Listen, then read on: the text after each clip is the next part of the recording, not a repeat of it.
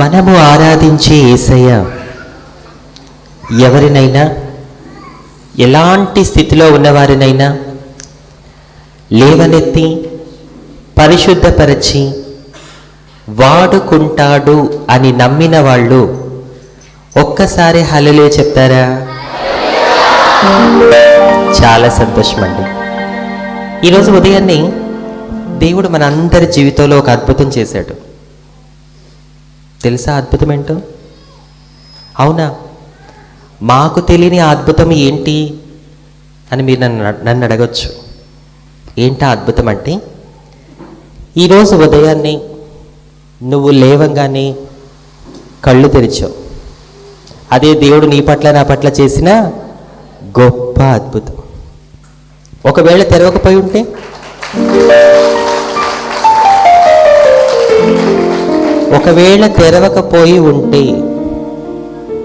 ఈ రోజుల్లో మనుషుల ప్రాణాలు కళ్ళ ముందే కనుమరుగైపోతున్నాయి. ఒక వ్యక్తి ఇంట్లో నుంచి బయటికి వెళ్ళి తిరిగి ఇంటికి వచ్చే వరకు నమ్మకాలు లేవు.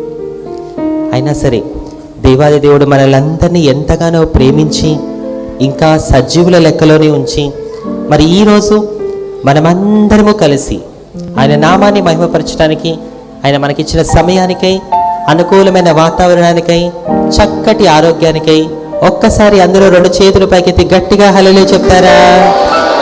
హల్లెలూయా, హల్లెలూయా, హల్లెలూయా. సర్వశక్తిమంతుడైన యేసుక్రీస్తు నామంలో కూడి వచ్చిన మీ అందరికీ, ప్రతి ఒక్కరికి పేరు పేరున నా హృదయపూర్వక వందనాలు తెలియజేస్తూ ఉన్నాను. ఆయన నామాన్ని ఉచ్చరించడానికి కానీ, కనీసం ఆయన పాదముల క్రింద ధూళిగా ఉండుటకైనను ఎటువంటి అర్హత లేని నన్ను ఈరోజు ఇక్కడ నిలబెట్టినందుకు తండ్రి, కుమార, పరిశుద్ధాత్మ దేవునికి మాత్రమే మహిమ కలుగునుగాక. అలాగే మరి నన్ను హైదరాబాద్ పట్టణం నుంచి ప్రేమతో ఆహ్వానించిన దేవుని దాసులకు, వారి కుటుంబానికి కూడా నా హృదయపూర్వక వందనాలు తెలియజేస్తున్నాను. సో ఈరోజు నేను మీ అందరికీ కూడా మనుషులందరూ వెలివేసిన ఒక మనిషిని, ఏంటిది? మనుషులందరూ వెలివేసిన ఒక మనిషిని చేసిన దేవుడు పట్టుకుంటే ఆ జీవితం ఎంత అద్భుతంగా ఉంటుందో ఈరోజు దేవుడి కృపతో మీ అందరికీ చూపించాలని ఆశపడుతూ ఉన్నాను. హల్లెలూయా, హల్లెలూయా. ఇప్పటివరకు మీరు మీ జీవితంలో ఎంతోమంది స్త్రీలు, పురుషులు సాక్ష్యాలు చెప్పడము, ఆరాధన చేయటము, వాక్యం చెప్పడము, దేవుని సేవ చేయడము చూసుంటారు. కానీ ఈరోజు దేవుడు మన ప్రాంతంలో, మన సంఘములో, మన మధ్యలో ఒక ప్రత్యేకాన్ని, అద్భుతాన్ని చేయబోతున్నాడు. హల్లెలూయా, ఆమేన్. ఏంటా ప్రత్యేకమో అద్భుతం అని అంటే, ఇప్పటి వరకు మీరు మీ జీవితంలో కని విని ఎరుగని ఒక సాక్ష్యాన్ని, వాక్యాన్ని, అంతేకాకుండా దేవుడే స్వయంగా శ్రేష్టమైన పేరు పెట్టి పిలిచిన కొంతమంది ప్రత్యేకమైన వ్యక్తుల్ని దేవాది దేవుడు ఈరోజు మనందరికీ పరిచయం చేయబోతున్నాడు. మీరు అనుకోవచ్చు, ఏంటి దేవుడే స్వయంగా శ్రేష్టమైన పేరు పెట్టి పిలిచాడా? నేను చర్చికి ఎన్ని సంవత్సరాల నుంచి వస్తున్నాను, కానీ ఎవరిని దేవుడు శ్రేష్టమైన పేరు పెట్టి పిలిచాడు అనే సందేహం మీలో ఉండొచ్చు. అయితే ఎవరిని దేవుడు శ్రేష్టమైన పేరు పెట్టి పిలిచాడో తెలుసుకోబోయే ముందు, first of all I would like to tell you something this time. Before I want to ask one question to everyone. ఇక్కడ కూర్చున్న మిమ్మల్ని అందరినీ కూడా ముందుగా ఒక ప్రశ్నతో మొదలు పెట్టాలని ఆశపడుతూ ఉన్నాను. ఏంటి నా ప్రశ్న అంటే, మనము సేవిస్తున్న యేసయ్య, మనము నమ్ముకున్న యేసయ్య ఎప్పుడైనా ఎక్కడైనా నేను స్త్రీలకు మాత్రమే దేవుణ్ణి, నేను పురుషులకే దేవుణ్ణి అని చెప్పాడండి? చెప్పాడంటే నుంచోండి. ఎప్పుడు చెప్పాడో, ఎక్కడ చెప్పాడో కూడా అడుగుతాను. మరి చెప్పాడా? He never say like that. ఆయన ఎప్పుడు కూడా అలాగా చెప్పలేదు. అందుకే పరిశుద్ధ గ్రంథంలో ఒక లేఖనం ఉంది, చాలా అద్భుతమైన లేఖనం. ఆ లేఖనాన్ని మీ అందరికీ చూపించాలని ఆశపడుతూ ఉన్నాను. యోహాను సువార్త, జాన్ చాప్టర్ 3:16 వర్స్. యోహాను సువార్త 3వ అధ్యాయము 16వ వచనం.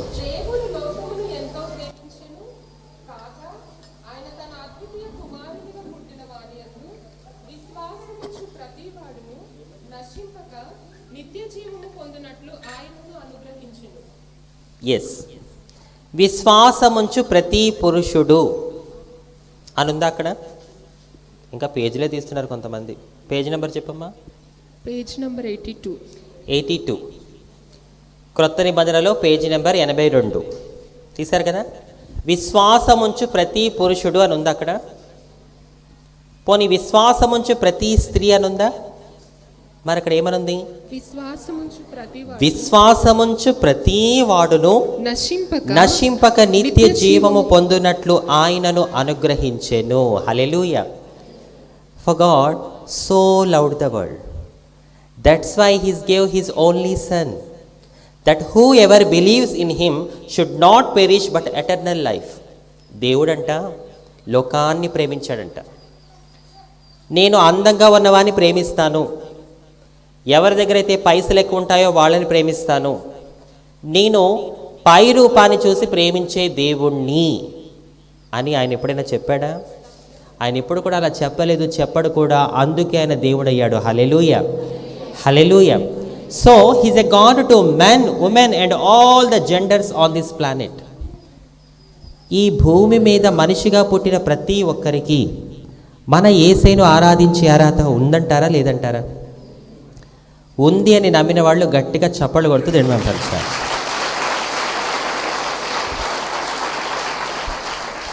Very good. అయితే ఈ ప్రశ్న నేను మిమ్మల్ని అందరినీ ఎందుకు అడిగాను, వాక్య రూపంలో మీ అందరికీ ఎందుకు సమాధానం చూపించాను, ఈ విషయాలని మీకు అర్థం కావాలి అంటే నా సాక్ష్యంలోకి వాక్యంలోకి వెళ్ళిన తర్వాత మీ అందరికీ స్పష్టంగా అర్థమవుతుంది. దానికన్నా ముందు ఒక చిన్న పాట పాడాలని ఆశపడుతున్నాను. పాడమంటారా వద్దంటారా? నోరుమి, నిన్ను హైదరాబాద్ నుంచి పిలిపించింది పాటలు పాడడానికి, వచ్చిన పని చూసుకొని వెళ్ళు అంటారా ఏంటి? అలా ఏం లేదుగా. సో నాకు చాలా ఇష్టమైన పాట. అప్పుడప్పుడు నా గతాన్ని జ్ఞాపకం చేసుకుంటూ నేను పాడుకునే పాట, చాలామందికి వచ్చిన పాట. యేసయ్య నాకంటూ ఎవరూ లేరయ్యా. ఆ విషయం ఏంటంటే, డిసెంబర్ 1 నుంచి నా ప్రయాణం మొదలవుతూ ఉంది. డిసెంబర్ 1 నుంచి ఈ రోజు వరకు కూడా దాదాపు ఒక 40 మీటింగ్లు పైగా మాట్లాడడం జరిగింది. కొంచెం వాయిస్ అటు ఇటు అయినా సరే మీరు ఇక్కడికి నా వాయిస్ వినడానికో నన్ను చూడడానికో రాలేదు, నా పట్ల దేవుడు చేసిన కార్యాన్ని చూడడానికే మీరు వచ్చారని నేను అనుకుంటున్నాను. హల్లెలూయా, హల్లెలూయా. సో వాయిస్ అటు ఇటు అయినా నాతో కలిసి ఏకీభవించి మీరందరూ పాడాలి, ఓకేనా?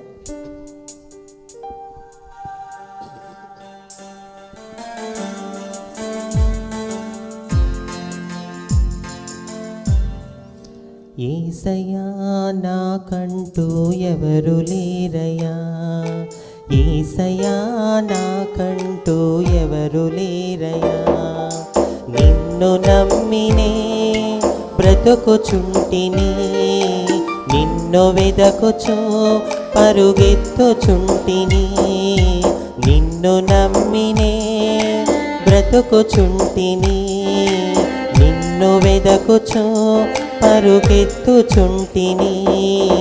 చూడు యేసయ్యా, నన్ను చూడు యేసయ్యా, చేయి పట్టి నన్ను నీవు నడుపు యేసయ్యా, చూడు యేసయ్యా, నన్ను చూడు యేసయ్యా, చేయి పట్టి నన్ను నీవు నడుపు యేసయ్యా, యేసయ్యా నాకంటూ ఎవరు లేరయ్యా, యేసయ్యా నాకంటూ ఎవరు లేరయ్యా. ఈ లోకంలో ఎవరు నిన్ను ప్రేమించినా ప్రేమించకపోయినా, ఎవరు నిన్ను అర్థం చేసుకున్నా అర్థం చేసుకోకపోయినా, నువ్వు ఎలాంటి స్థితిలో ఉన్నా నిన్ను ప్రేమించేవాడు, ఆదరించేవాడు మన యేసయ్య. ఆ యేసయ్య ప్రేమ నీకు కావాలి అని ఆశపడితే మనసారా చప్పలు కొడుతూ దేవుడు మేము పరచాలి.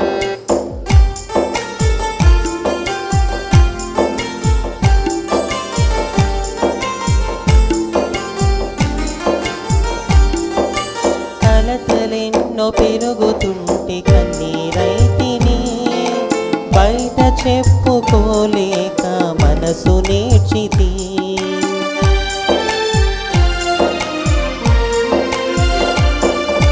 కలతలెన్నో పెరుగుతుంటే కన్నీరైతిని, బయట చెప్పుకోలేక మనసు నేర్చితి. లేరు ఎవరు వినుటకు, రారు ఎవరు కనుటకు, లేరు ఎవరు వినుటకు, రారు ఎవరు కనుటకు. చూడు యేసయ్యా, నన్ను చూడు యేసయ్యా, చేపట్టి నన్ను నీవు నడుపు యేసయ్యా.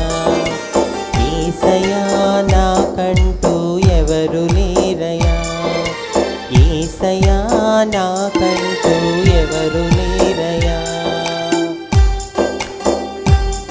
నీ భర్త నిన్ను అర్థం చేసుకోకపోయినా, నీ భార్య నీ మీద ప్రేమ చూపించకపోయినా, నీ పిల్లలు నీ మాట వినకపోయినా, నువ్వు ఎలాంటి స్థితిలో ఉన్నా నిన్ను ప్రేమించేవాడు, ఆదరించేవాడు మన యేసయ్య.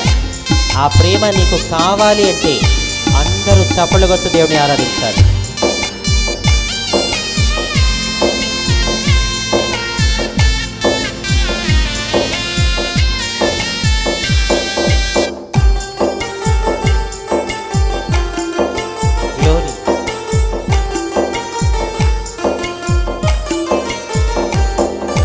లోకమంత వెలివేయగ కుమిలిపోతిని, నమ్మిన వారు నన్ను వీడగ భారమాయెను.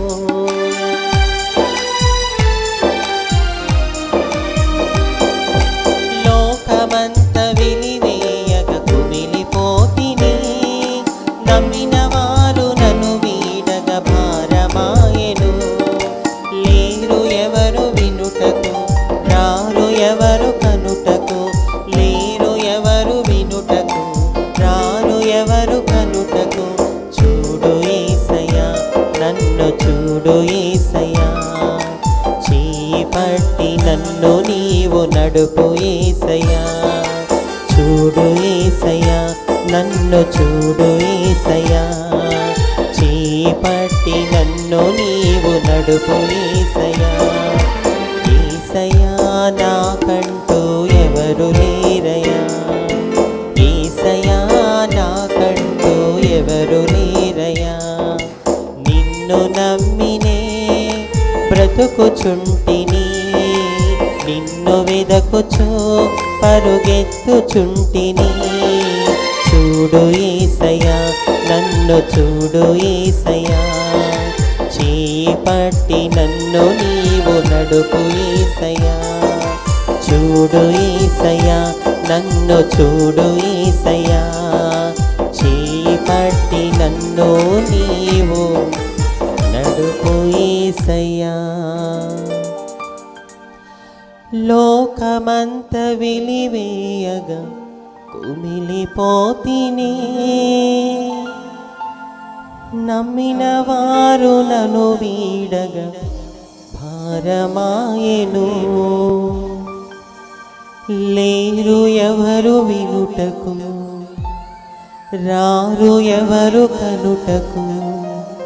చూడు యేసయ్యా, నన్ను చూడు యేసయ్యా, చేపట్టి నన్ను నీవు నడుపు యేసయ్యా. యేసయ్యా నాకంటూ ఎవరు లేరయ్యా. యేసయ్య ఉంటే చాలు అని నమ్మిన వాళ్ళు మనసారా చప్పట్లు కొడుతూ పరిస్తారా?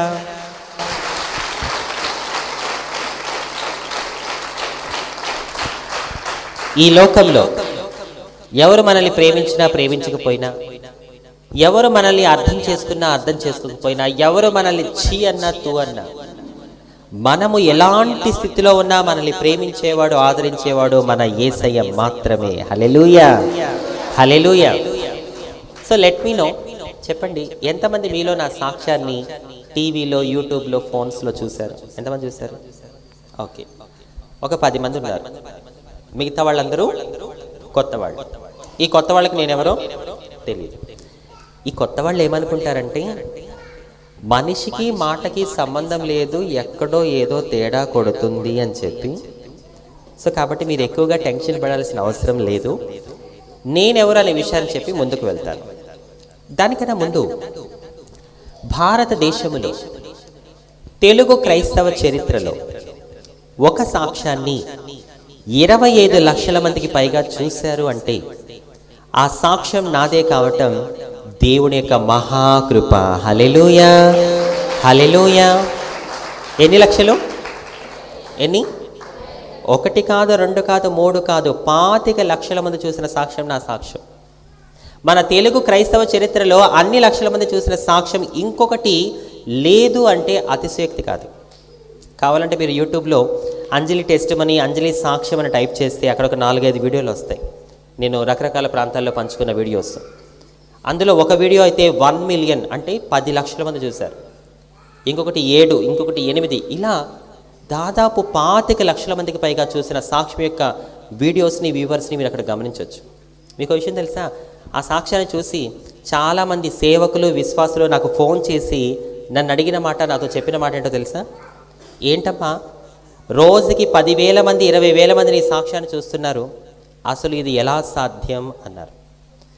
నేనన్నాను, ఇది నా గొప్పతనం కాదు, నా చదువు, నా తెలివి కాదు, నా రూపము అంతకంటే కాదు, దేవుని కార్యమేదో నా పట్ల జరిగింది కాబట్టే 25 లక్షల మంది చూడగలిగారు. 25 లక్షల మంది కాదు, 25 కోట్ల మంది చూసినా ఆశ్చర్యం లేదు. ఎందుకో తెలుసా? ఆశ్చర్య కార్యాలు చేయడం ఆయనకి మాత్రమే సాధ్యం. కొట్టాలి గట్టిగా చప్పట్లు యేసయ్యకి. సో అన్ని లక్షల మంది చూసిన సాక్ష్యాన్ని, వాక్యాన్ని ఈరోజు ఉదయం, సాయంత్రం సెక్షన్స్లో నేను మీతో పంచుకోబోతున్నాను. కాబట్టి ప్రతి ఒక్కరూ ప్రార్థనాపూర్వకంగా ఉండండి. దేవుడు తప్పకుండా మనందరి పట్ల కార్యం జరిగించును గాక. దానికన్నా ముందు నేనెవరో అనే విషయాన్ని చెప్తాను. సో నేనెవరో మీకు తెలిస్తేనే నేను మాట్లాడేది ఏదైనా మీకు అర్థమవుతుంది, అవునా కదా? సో నేనెవరో చెప్తాను. నా పేరు డాక్టర్ అంజలి. నేను ఉండేది హైదరాబాదులో. ప్రస్తుతం నేను చేసే పని ఏంటి అంటే, మన భారతదేశమే కాకుండా ఇతర దేశాలు, Gulf countries, Dubai, Abu Dhabi, Sharjah, అలాగే నేపాల్, శ్రీలంక, ఇలా వేరే దేశాలు కూడా వెళ్ళి తెలుగు, హిందీ, ఇంగ్లీష్ 3 భాషలలో నేను దేవుడి సేవ చేయగలుగుతున్నాను. అది కూడా పూర్తిగా దేవుడి మీద ఆధారపడి చేస్తున్నాను. ఎందుకో తెలుసా? మనుష్యులను నమ్ముకొనుట కంటే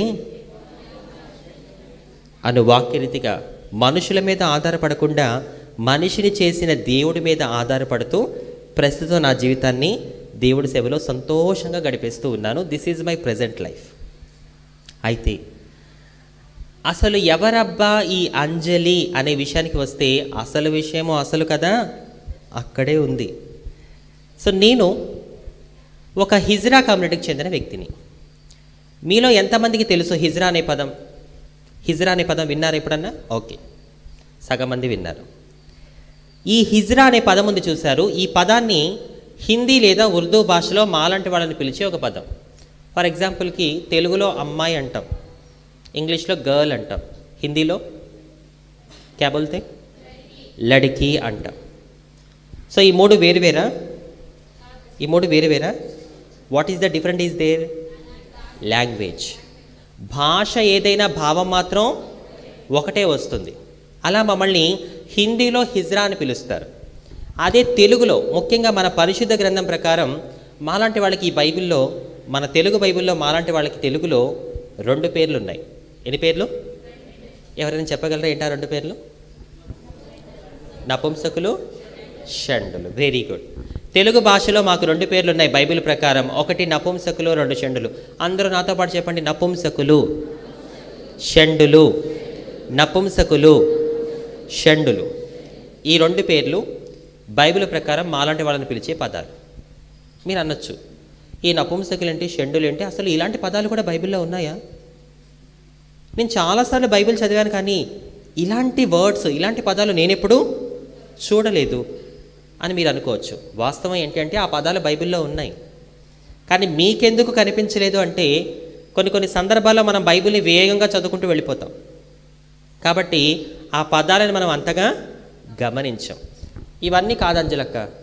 అసలు ఈ హిజ్రా, నపుంసకులు, షెండులు ఆ పేర్లకి అర్థాలేంటో మాకు తెలీదు.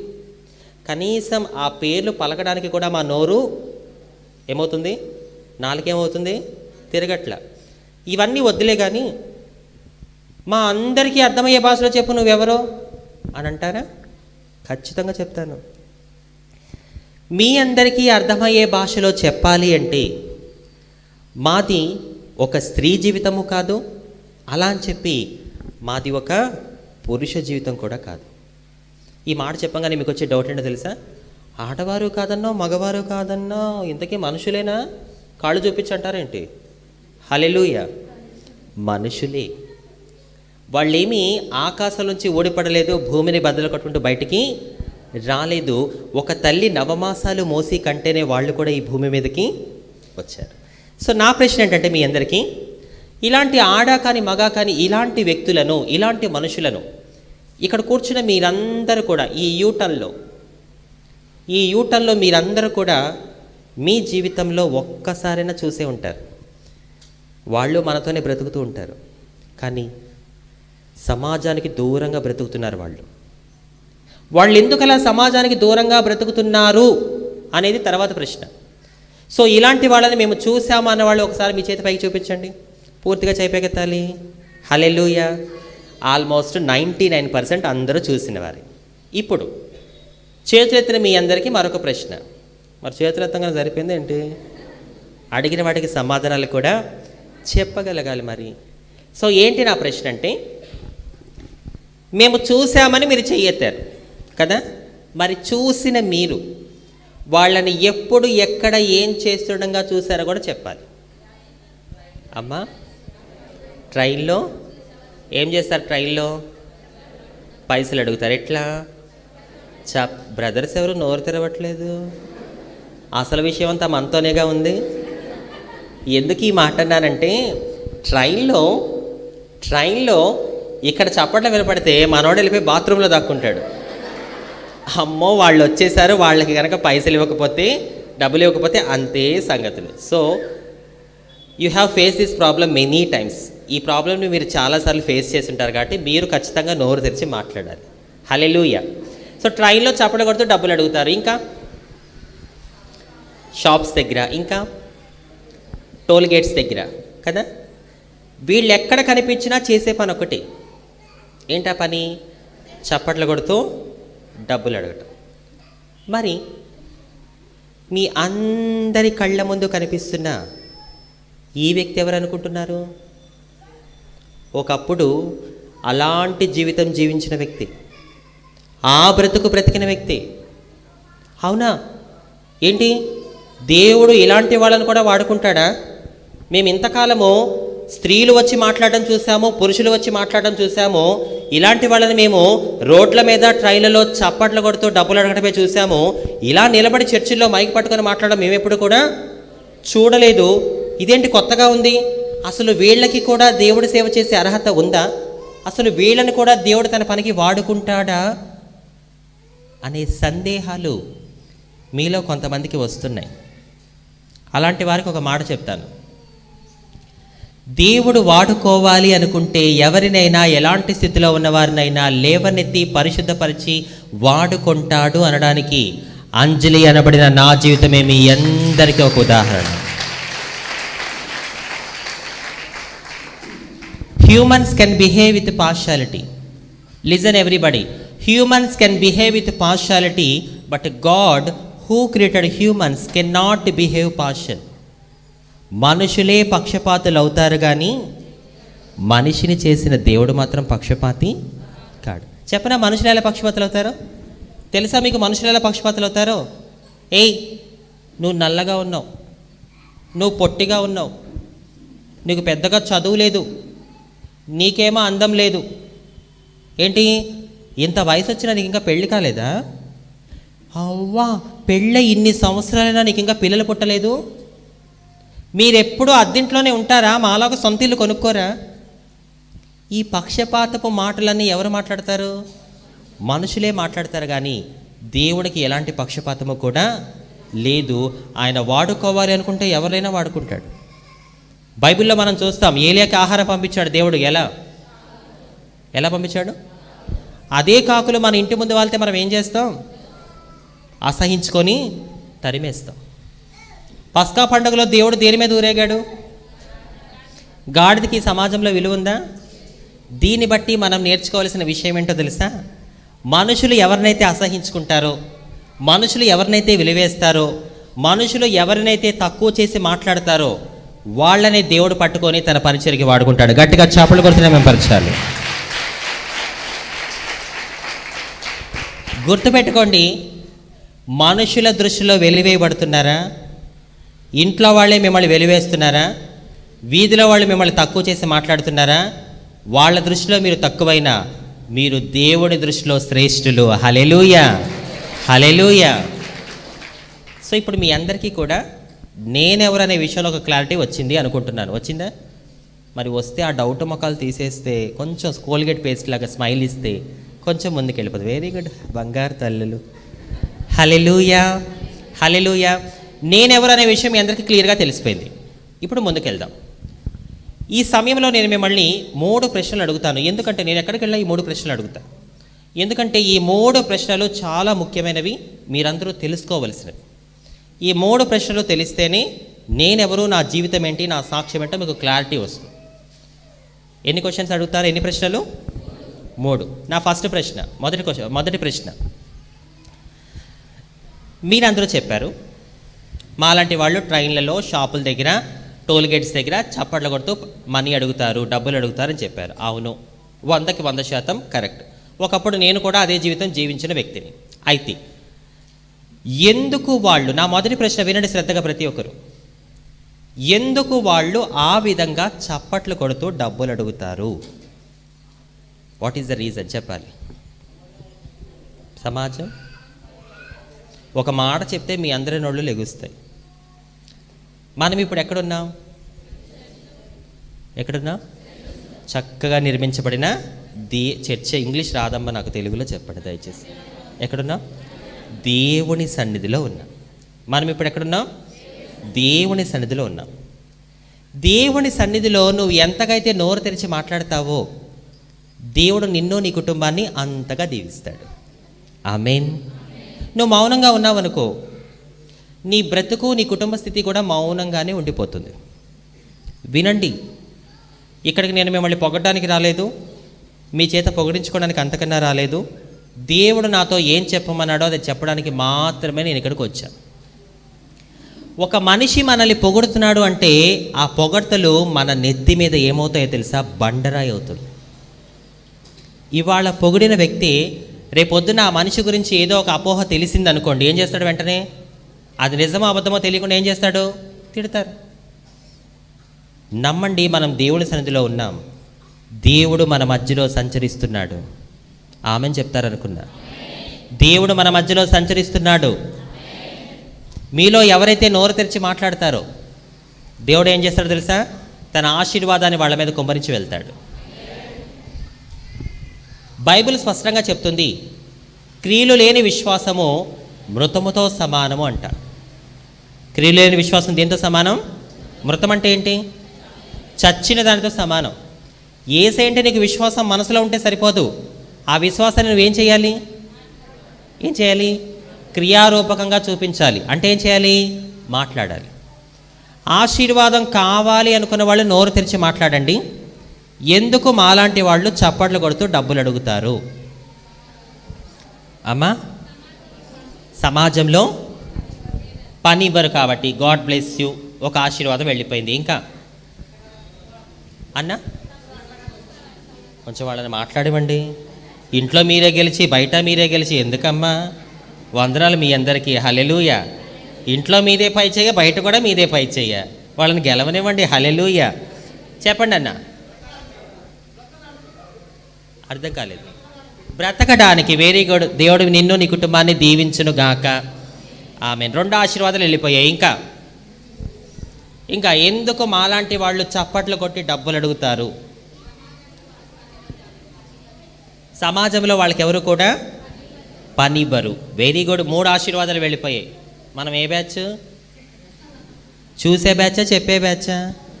నోరు తెరిచి మాట్లాడాలి. ఆశీర్వాదం వెళ్ళిపోతుంది. ఇంకా ఇంకా ఎందుకు అడుగుతారు? ఇంకా కారణాలు చెప్పాలి. ముచ్చట్లు పెట్టమంటే నోరు బాగా వస్తుంది మీకు. ఇప్పుడు అది కొనుక్కున్నట్టు మాట్లాడుతున్నారు. కొంచెం గట్టిగా మాట్లాడాలి, గట్టిగా, ఫాస్ట్గా. ఇంకా ఎందుకు అడుగుతారు? ఎనీవన్ ఏంటండి? ఎవరు చెప్పారు? Very good. ఇంట్లో వాళ్ళు వెలివేస్తారు. Very good. దేవుడు మిమ్మల్ని దీవించును గాక. ఆమెన్. సరే, ఎవరైతే 4-5 ఇప్పుడు నోరు తెరిచి మాట్లాడారు, అందరూ మాట్లాడలే, 4-5 మాట్లాడారు. ఎవరైతే 4-5 నోరు తెరిచి మాట్లాడారో దేవుడు వారిని, వారి కుటుంబాన్ని సమృద్ధిగా దీవించును గాక. సౌండ్ తక్కువ వచ్చిందేంటి? అంటే నేను చెప్పలేదు కదా, నాకెందుకు అనా? గట్టిగా చెప్పాలి. చెప్పని వారిని దేవుడు చెప్పేలా చెయ్యునుగాక. మీ నోటికున్న తాళాలు ఓడిపోవునుగాక. అది కూడా ఆమెనే. అంటే మీ నోటికి తాళం ఉందని మీరే ఒప్పేసుకున్నారు. ఇప్పుడు ఆమెనన్నారు, అది ఓడిపోయింది, ఖచ్చితంగా మీరు మాట్లాడాల్సిందే. గుర్తుపెట్టుకోండి, మీకు నాకు మధ్యలో దేవుడే మధ్యవర్తి. జాగ్రత్త. సరే, I'm so happy about your answers. Really చాలా సంతోషం మీరు చెప్పిన సమాధానాలకి. దాన్ని బట్టి నాకు అర్థమైంది ఏంటంటే, నా గురించి, మాలాంటి వాళ్ళ గురించి కూడా మీరు ఆలోచిస్తున్నారని తెలిసింది. హల్లెలూయా, హల్లెలూయా. అయితే ఎందుకు వాళ్ళు ఆ విధంగా చప్పట్లు కొట్టి పైసలు అడుగుతారు అనేది నేను చెప్తేనే బాగుంటుంది. ఎందుకో తెలుసా? బావిలో ఉండేవారికి తెలుస్తుంది ఆ బావిలో ఉండే లోతు, పైనుండి చూసేవారికి తెలీదు. ఒకప్పుడు నేను కూడా అదే బావిలో ఉన్నాను. కానీ మన యేసయ్య తన కృపావరము చేత నన్ను లేవనెత్తి పరిశుద్ధపరిచి నాకంటూ ఒక అద్భుతమైన జీవితాన్ని ఇచ్చాడు. అయినా సరే ఆ అనుభవం ఇంకా నా జీవితంలో అలాగే ఉండిపోయింది. ఎందుకు మాలాంటి వాళ్ళు చప్పట్లు కొట్టి డబ్బులు అడుగుతారు అంటే, because we don't have any opportunity in this society as a human being. Nobody recognizes as a human and society do not accept us to work with the. మాతో కలిసి పనిచేయడం ఎవరికి నచ్చదు. అసలు మాకు పని ఇవ్వరు. మేము ఇలా పుట్టామని మా కన్న వాళ్ళే మమ్మల్ని కాదంటారు. స్కూల్లో, కాలేజీలో స్నేహితులు ఎగతాళి చేస్తారు, బంధువులు రాబంధులు అవుతారు. అప్పుడు మేమనుకుంటాం, సరేలే ఇలా పుట్టినందుకు మన బ్రతుకులు ఇంతే కదా అని చెప్పి వీళ్ళందరినీ కాదనుకొని సమాజంలోకి వస్తాం. అప్పుడు సమాజం ఏముంటుందో తెలుసా? నీదొక ఆడా కానీ మగా కానీ బ్రతుకు, అసలు నీలాంటి వాళ్ళు మా మధ్యలో ఉంటారు, అసలు నీకు చీప అవతలకి అని వెలివేస్తుంది సమాజం. అప్పుడు ఎక్కడ బ్రతకాలో తెలియక, ఏం చేసి బ్రతకాలో తెలియక, చావు బ్రతుకుల మధ్యలో కొట్టుమిట్టులాడుతూ మా ఆకలి తీర్చుకోవడానికి మేము ఆ విధంగా జీవిస్తూ ఉంటాం. ఇది మా చప్పట్ల జీవితం వెనకాల మీకెవ్వరికీ తెలియని ఇక్కట్లు, చప్పట్ల వెనకాల ఉన్న ఇక్కట్లు. సరే, ఎందుకు మేము చప్పట్లు కొడుతూ డబ్బులు అడుగుతాం? ఈ ప్రశ్నకి సమాధానం దొరికిందా? ఇప్పుడు నా రెండో ప్రశ్న, సెకండ్ క్వశ్చన్. అడిగే మేమెందుకు అడుగుతామో తెలిసినప్పుడు నా రెండో ప్రశ్న, మీలో చాలామంది ట్రైన్లలో, మార్కెట్లలో, కొట్ల దగ్గర మాలాంటి వాళ్ళకి డబ్బులు ఇస్తూ ఉంటారు. సో రెండో ప్రశ్న ఏంటంటే, ఇచ్చే మీరందరూ మాకెందుకు డబ్బులు ఇస్తున్నారు? వాస్తవానికి ఈ ప్రశ్న బ్రదర్స్ని అడిగితే బాగుంటుంది. చాలాసార్లు ట్రైన్లలో ఇచ్చే ఉంటారుగా. వాళ్ళకి గనక డబ్బులు ఇవ్వకపోతే ఉంటుంది చూడు, అక్కడ ఆది కాండము నుంచి ప్రకటన గ్రంథం వరకు కనిపిస్తుంది మనకి. సో ఎందుకు వీళ్ళతో తలనొప్పి అని చాలాసార్లు ఇచ్చే ఉంటారు కదా. తలకెలుగుతున్నాయి అంటే చాలా ఎక్స్పీరియన్స్లు ఉన్నాయి మనకి. హల్లెలూయా. సో ఇచ్చేవాళ్ళు ఎందుకు ఇస్తారు?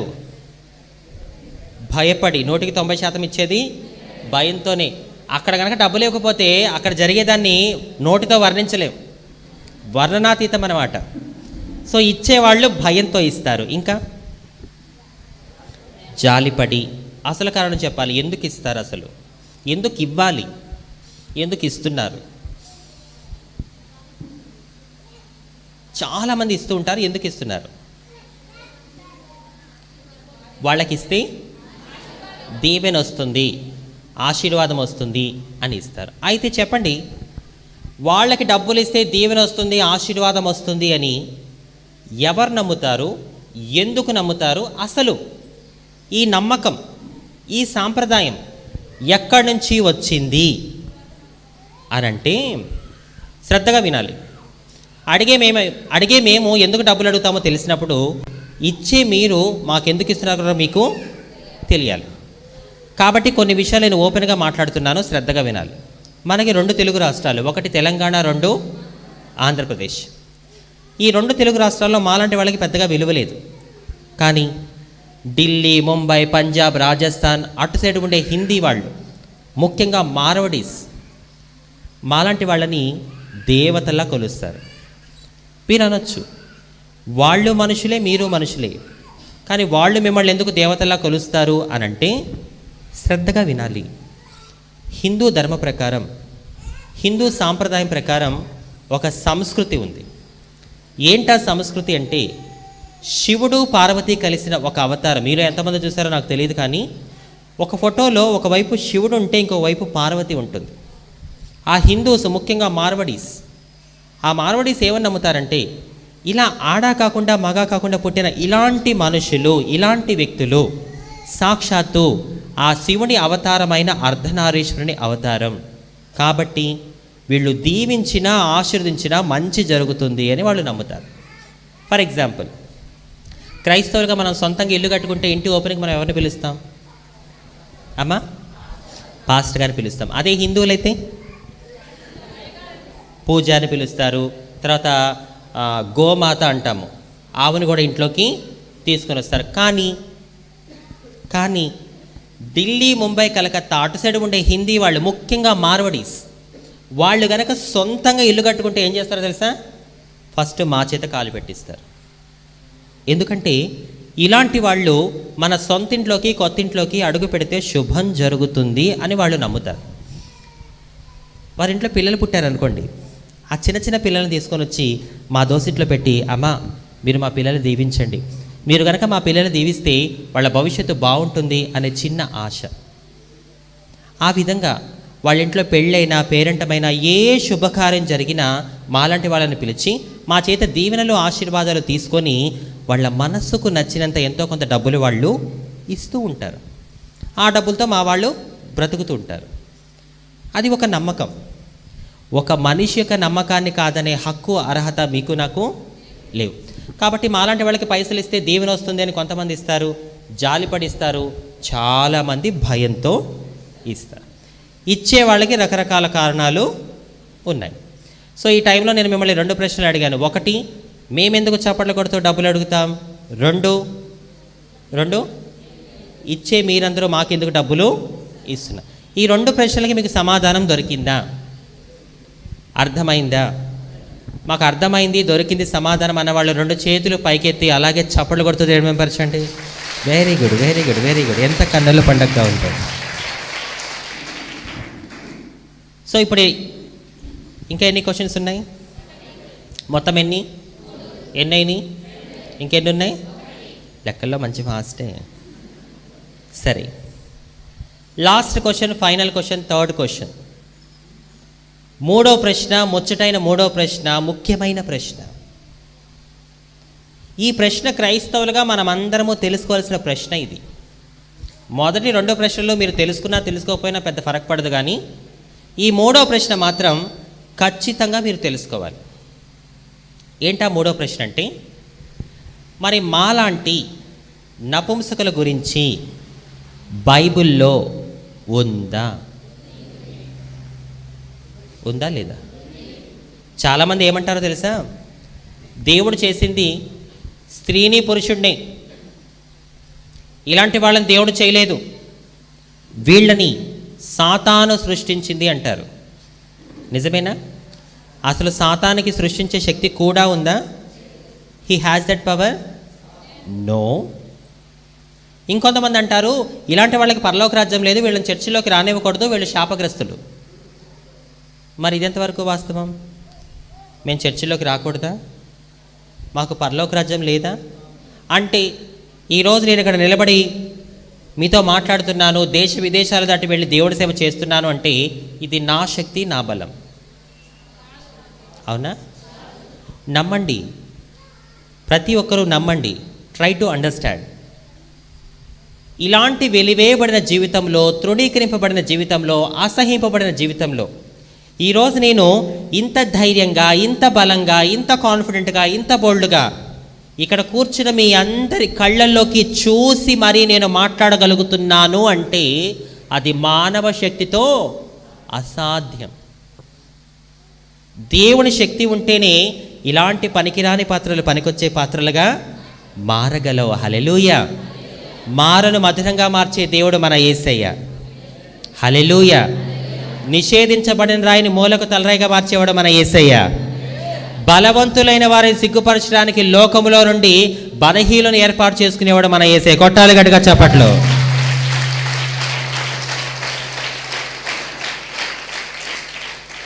బైబిల్లో ఒక మాట ఉంటుంది.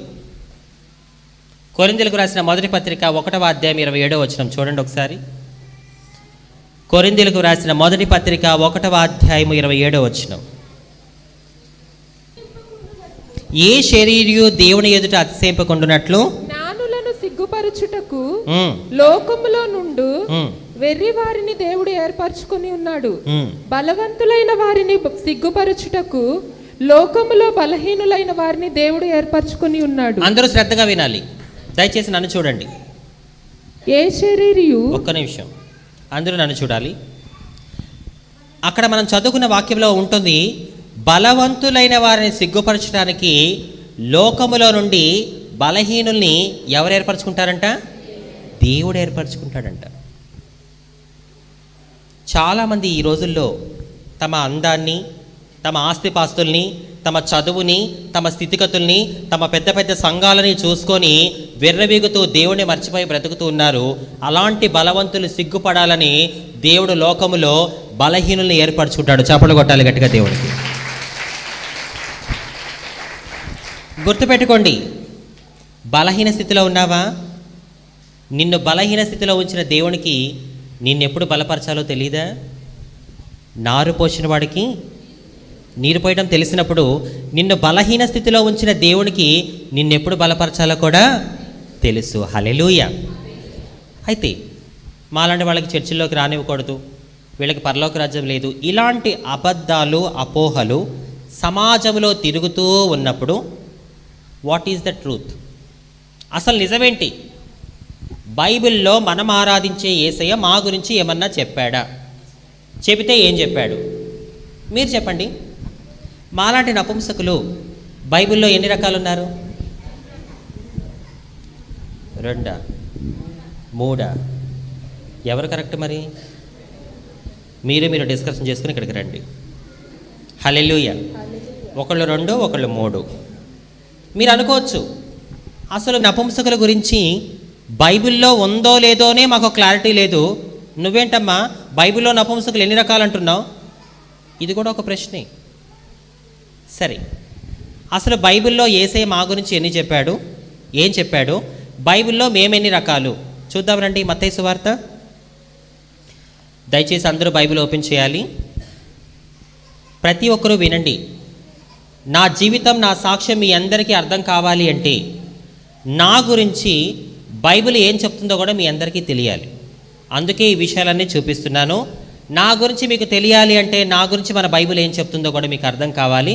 చూద్దాం మాలాంటి వాళ్ళ కోసం బైబిల్ ఏం చెప్తుందో, పరిశుద్ధ గ్రంథం ఏం తెలియచేస్తుందో. మత్తయి సువార్త 19వ అధ్యాయము 11, 12 వచనాలు చూద్దాం.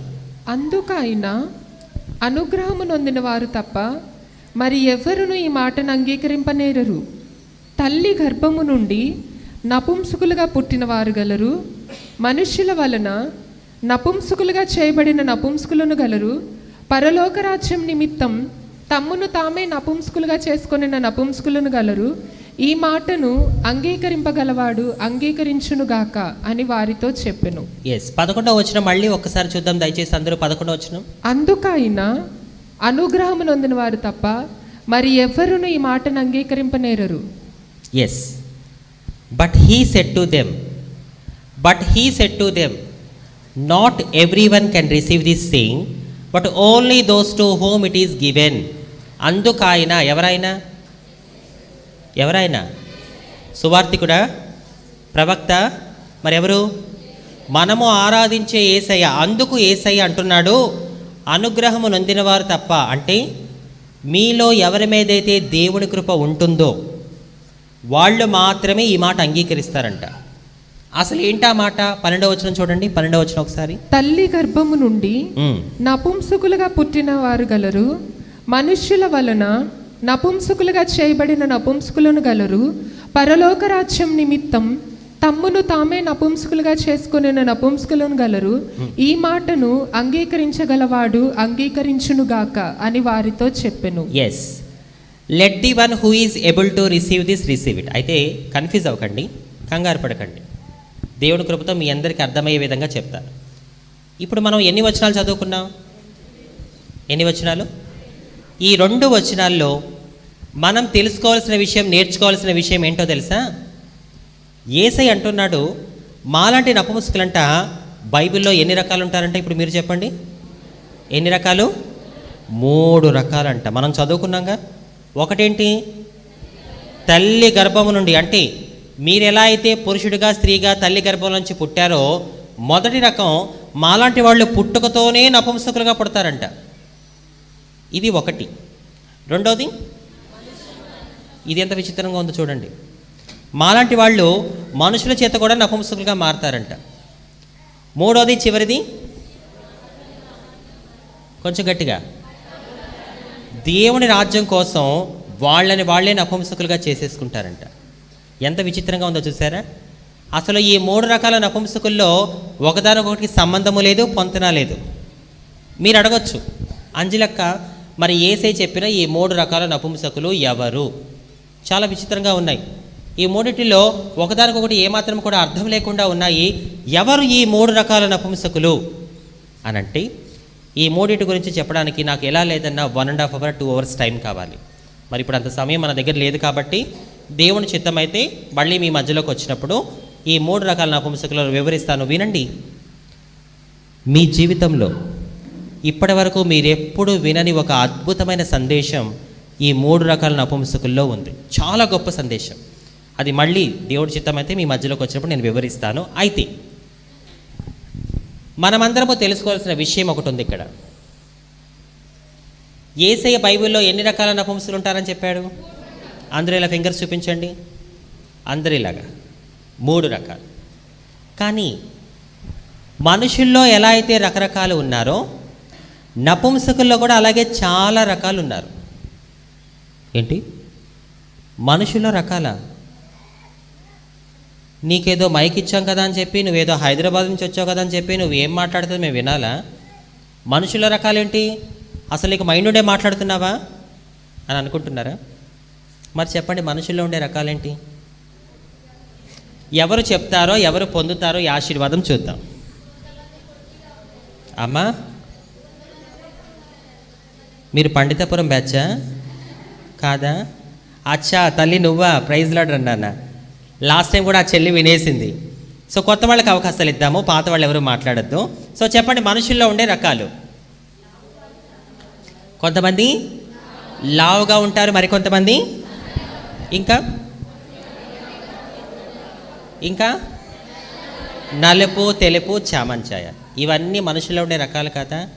అబ్బా అనుకున్నానే, మరి అనుకుంటే గొంతులు ఇరుక్కుపోయిందా? అనుకుంటే గొంతులు ఇరుక్కుపోయిందా? ముందే చెప్తే ఆశీర్వాదం నీకే వచ్చేది కదా. ఆ చెల్లికన్నా ముందు నువ్వే చెప్పేదానివి కదా. నువ్వు అనుకుంటే సరిపోదు, ఆచరించాలి.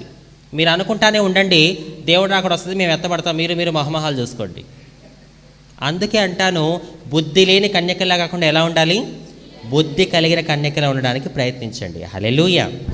సో మనుషుల్లో ఉండే రకాలు నలుపు, తెలుపు, లావు, సన్నం, అలాగే చామంచాయిగా ఉంటారు, పొట్టిగా, పొడుగ్గా ఉంటారు. ఇవన్నీ కూడా మనుషుల్లో ఉండే రకాలు. చెప్పండి, ఏ 2 మనుషులు ఒకలాగా ఉండరు? am I right? అవునా కదా? ఒకసారి మీ పక్కన వాళ్ళ ముఖం చూడండి, వాళ్ళకి మీకు ఏమైనా మ్యాచ్ అవుతుందేమో. పొద్దున్న నీళ్ళ దగ్గర గొడవ అయితే అయింది చూడక్క. సరే, ఒక మాట చెప్తే మీరు కూడా బ్రదర్స్, ఒక మాట చెప్తే మీరు అందరూ చూస్తారు. ఎవరైతే పక్కన వాళ్ళ ముఖం చూస్తారో ఈరోజు వారి కుటుంబాలు మాత్రమే ఆశీర్వదించబడతాయి. అదిగో చూసావా, మహాతలులు మీరు, మీకు నిండు వందనాలమ్మా. మీరు ఎలాంటి వాళ్ళంటే ఆశీర్వాదం కోసమైన శత్రువులు కూడా మిత్రులుగా చేసేసుకుంటారు. మీలాంటి ఒక తల్లి అంట స్త్రీలను గౌరవించడం మన సాంప్రదాయం అని బస్సులో ఉందని చెప్పి ఆ మహాతల్లి వెళ్ళి డ్రైవర్ గారినే లేవమందంట. అంత గొప్ప తల్లులు మీరు కదా. పాపం చూడండి ఎలా నవ్వుతున్నారు. ఈ జన్మకి ఇంతేనా అన్నట్టున్నారు వాళ్ళు పాపం. హల్లెలూయా, హల్లెలూయా. సో ఇలా మనుషుల్లో ఎలా అయితే రకరకాలు ఉన్నారో మాలాంటి నపుంసకుల్లో కూడా చాలా రకాలు ఉన్నారు. కానీ ఆ రకాల గురించి మనకొద్దు. యేసే చెప్పిన రకాలన్నీ ఎన్ని, వాటి గురించి మనం మాట్లాడుకుందాం. అయితే ఇక్కడ కూర్చున్న మీ అందరిలో ఇక్కడి నుంచి ఇక్కడి వరకు వీళ్ళు ఆల్రెడీ వినేశారు కాబట్టి ఇక్కడి నుంచి ఇక్కడి వరకు మీ అందరిలో ఉండే ఒక సందేహం ఏంటో తెలుసా? ప్రతి ఒక్కరిలో ఉంటుంది. ఏంటా సందేహం అంటే, అసలు ఈ నపుంసకులు అనేవాళ్ళు పురుషుల, స్త్రీల, వీరి దేహాలలో ఏముంటాయి? ఎస్ ఎస్, చాలామంది చాలాసార్లు చాలా రకాలుగా నన్ను అడిగిన ప్రశ్న, సిస్టర్ అంజలి అసలు నపుంసకులు అనేవాళ్ళు ఆడవారా మగవారా? కొంతమంది ఏమంటారు తెలుసా, ఏహే వీళ్ళు పురుషులే, వీళ్ళు కావాలని అలా వేషాలు వేసుకుని బ్రతుకుతారు. వేషం వేసుకునేది మేం కాదండి, వేషాలు వేసుకునేది మేం కాదు. జబర్దస్త్ ప్రోగ్రాం తెలుసా? ఆ తలకాయ ఉప్పే బ్యాచ్ అంతా చూసే బ్యాచే. హల్లెలూయా. ఆ జబర్దస్త్లో ఏం చేస్తారో తెలుసా? ఆ ప్రోగ్రామ్ సక్సెస్ అవ్వడానికి, ఆ టీవీ ఛానల్ యొక్క టీఆర్పీ రేటు పెరగడానికి ఆ జబర్దస్త్లో ఏం చేస్తారంటే, ఒక పురుషుడిని తీసుకొని వచ్చి వాడికి చీర కట్టి విగ్గు పెట్టి మేకప్ వేస్తే ఒక అమ్మాయి కూడా పనికిరాదు, అంత అందంగా కనిపిస్తారు. ముఖ్యంగా వినోద్ గాడు. తర్వాత ఒంటి మీద కేజీ కండ కూడా ఉండదు, శాంతి స్వరూప్ భలే నటిస్తాడు అమ్మాయిలాగా. వేషం అంటే అది. వేషం అనేది ఒక రోజు వేస్తారు, ఒక వారం వేస్తారు, ఒక సంవత్సరం వేస్తారు. జీవితాంతం ఎవరైనా వేషం వేసుకుని బ్రతుకుతారా? వినండి, ఇది వేషం కాదు, ఇది జీవితం. ఈ మా పుట్టక వెనకాల దేవుని సృష్టి, దేవుని సంకల్పం, దేవుని ప్రయత్నం మాత్రమే ఉన్నాయి. అది క్రైస్తవులుగా మీరందరూ గ్రహించాలి. సో వినండి, నపుంసకులు అనేవాళ్ళు స్త్రీల, పురుషులు అనే విషయాన్ని చెప్తున్నాను. అయితే నేను ఇప్పుడు మాట్లాడేది యేసే చెప్పిన 3 రకాల్లో మొదటి రకం ఏంటి? మీరు ఆగండి. మొదటి రకం ఏంటి? కొంచెం గట్టిగా. వాళ్ళకన్నా మనం నోరేమీ తక్కువేం కాదుగా, కొంచెం గట్టిగానే మాట్లాడాలి. యేసే చెప్పిన 3 రకాల్లో మొదటి రకం. Very good. ఇప్పుడు మీరు చెప్పండి. ఇదే గొంతు వేసుకొని అక్కడ కూడా అరిచేస్తున్నట్టున్నారు. హల్లెలూయా, హల్లెలూయా. అయితే నేను ఇప్పుడు మాట్లాడేది యేసే చెప్పిన 3 రకాల్లో మొదటి రకం, తల్లి గర్భం నుండి పుట్టిన నపుంసకులు ఆడవారా మగవారా అనే విషయాన్ని చెప్తున్నాను. ఇంకా ఎన్ని రకాలు ఉన్నాయి? ఎవరు కన్ఫ్యూజ్ అవ్వద్దు, నేను మాట్లాడేది మొదటి రకం గురించి. వీళ్ళు ఎవరు అనేది చెప్తున్నాను. సో వినండి, తల్లి గర్భం నుండి పుట్టిన నపుంసకులు అంటే ఒక స్త్రీ తత్వము కలిగి ఒక పురుషుడి శరీరంలో బంధించబడిన వారిని తల్లి గర్భం నుండి పుట్టిన నపుంసకులు అంటారు. అంటే వాళ్ళ మనసు, ఆలోచన ఒక స్త్రీలా ఉంటుంది, కానీ వారి దేహము ఒక పురుష దేహము. ఆ పురుష దేహానికి 100కి 100% పురుషత్వం అనేది ఉండదు. ఒక దేహములో పురుషత్వం లేకపోవడమే నపుంసకత్వం. అలా పుట్టిన వాళ్ళకి ఒక స్త్రీని చూసినప్పుడు ఒక అమ్మ ఫీలింగ్, ఒక అక్క ఫీలింగ్, ఒక చెల్లి ఫీలింగ్ తప్ప వేరే ఎలాంటి ఫీలింగ్స్ వాళ్ళకి కలగవు. మనసు ఎంతసేపు కూడా ఒక స్త్రీలా ఉండాలని చెప్తుంది, కానీ ఈ మనసు చెప్పిన దానికి దేహం ఏమాత్రం కూడా సహకరించదు. మీరు అడగొచ్చు, వీళ్ళల్లో ఈ స్త్రీతత్వం అనేది ఎలా వచ్చింది అంటే, వాళ్ళల్లో పురుషత్వం లేదు కాబట్టి స్త్రీతత్వం అనేది ఉంటుంది. సో ఇక వీళ్ళ మనసు చెప్పిన విధంగా ప్రవర్తించడం మొదలు పెడుతూ ఉంటారు. అయితే ఈ మాటలు చెప్పిన తర్వాత మీలో కొంతమంది ఆలోచనలు పరిపరి విధాలుగా పరిగెడుతున్నాయి. అవును, ఏంటో తెలుసా? అసలు ఇలాంటి వాళ్ళు ఎందుకు పుడుతున్నారు? ఇలాంటి వాళ్ళు ఎందుకు పుట్టాలండి? ఏ స్త్రీలుగా పురుషులుగా మేము సరిపోమా? మళ్ళీ వీళ్ళని ఎందుకు దేవుడు పుట్టిస్తున్నాడు?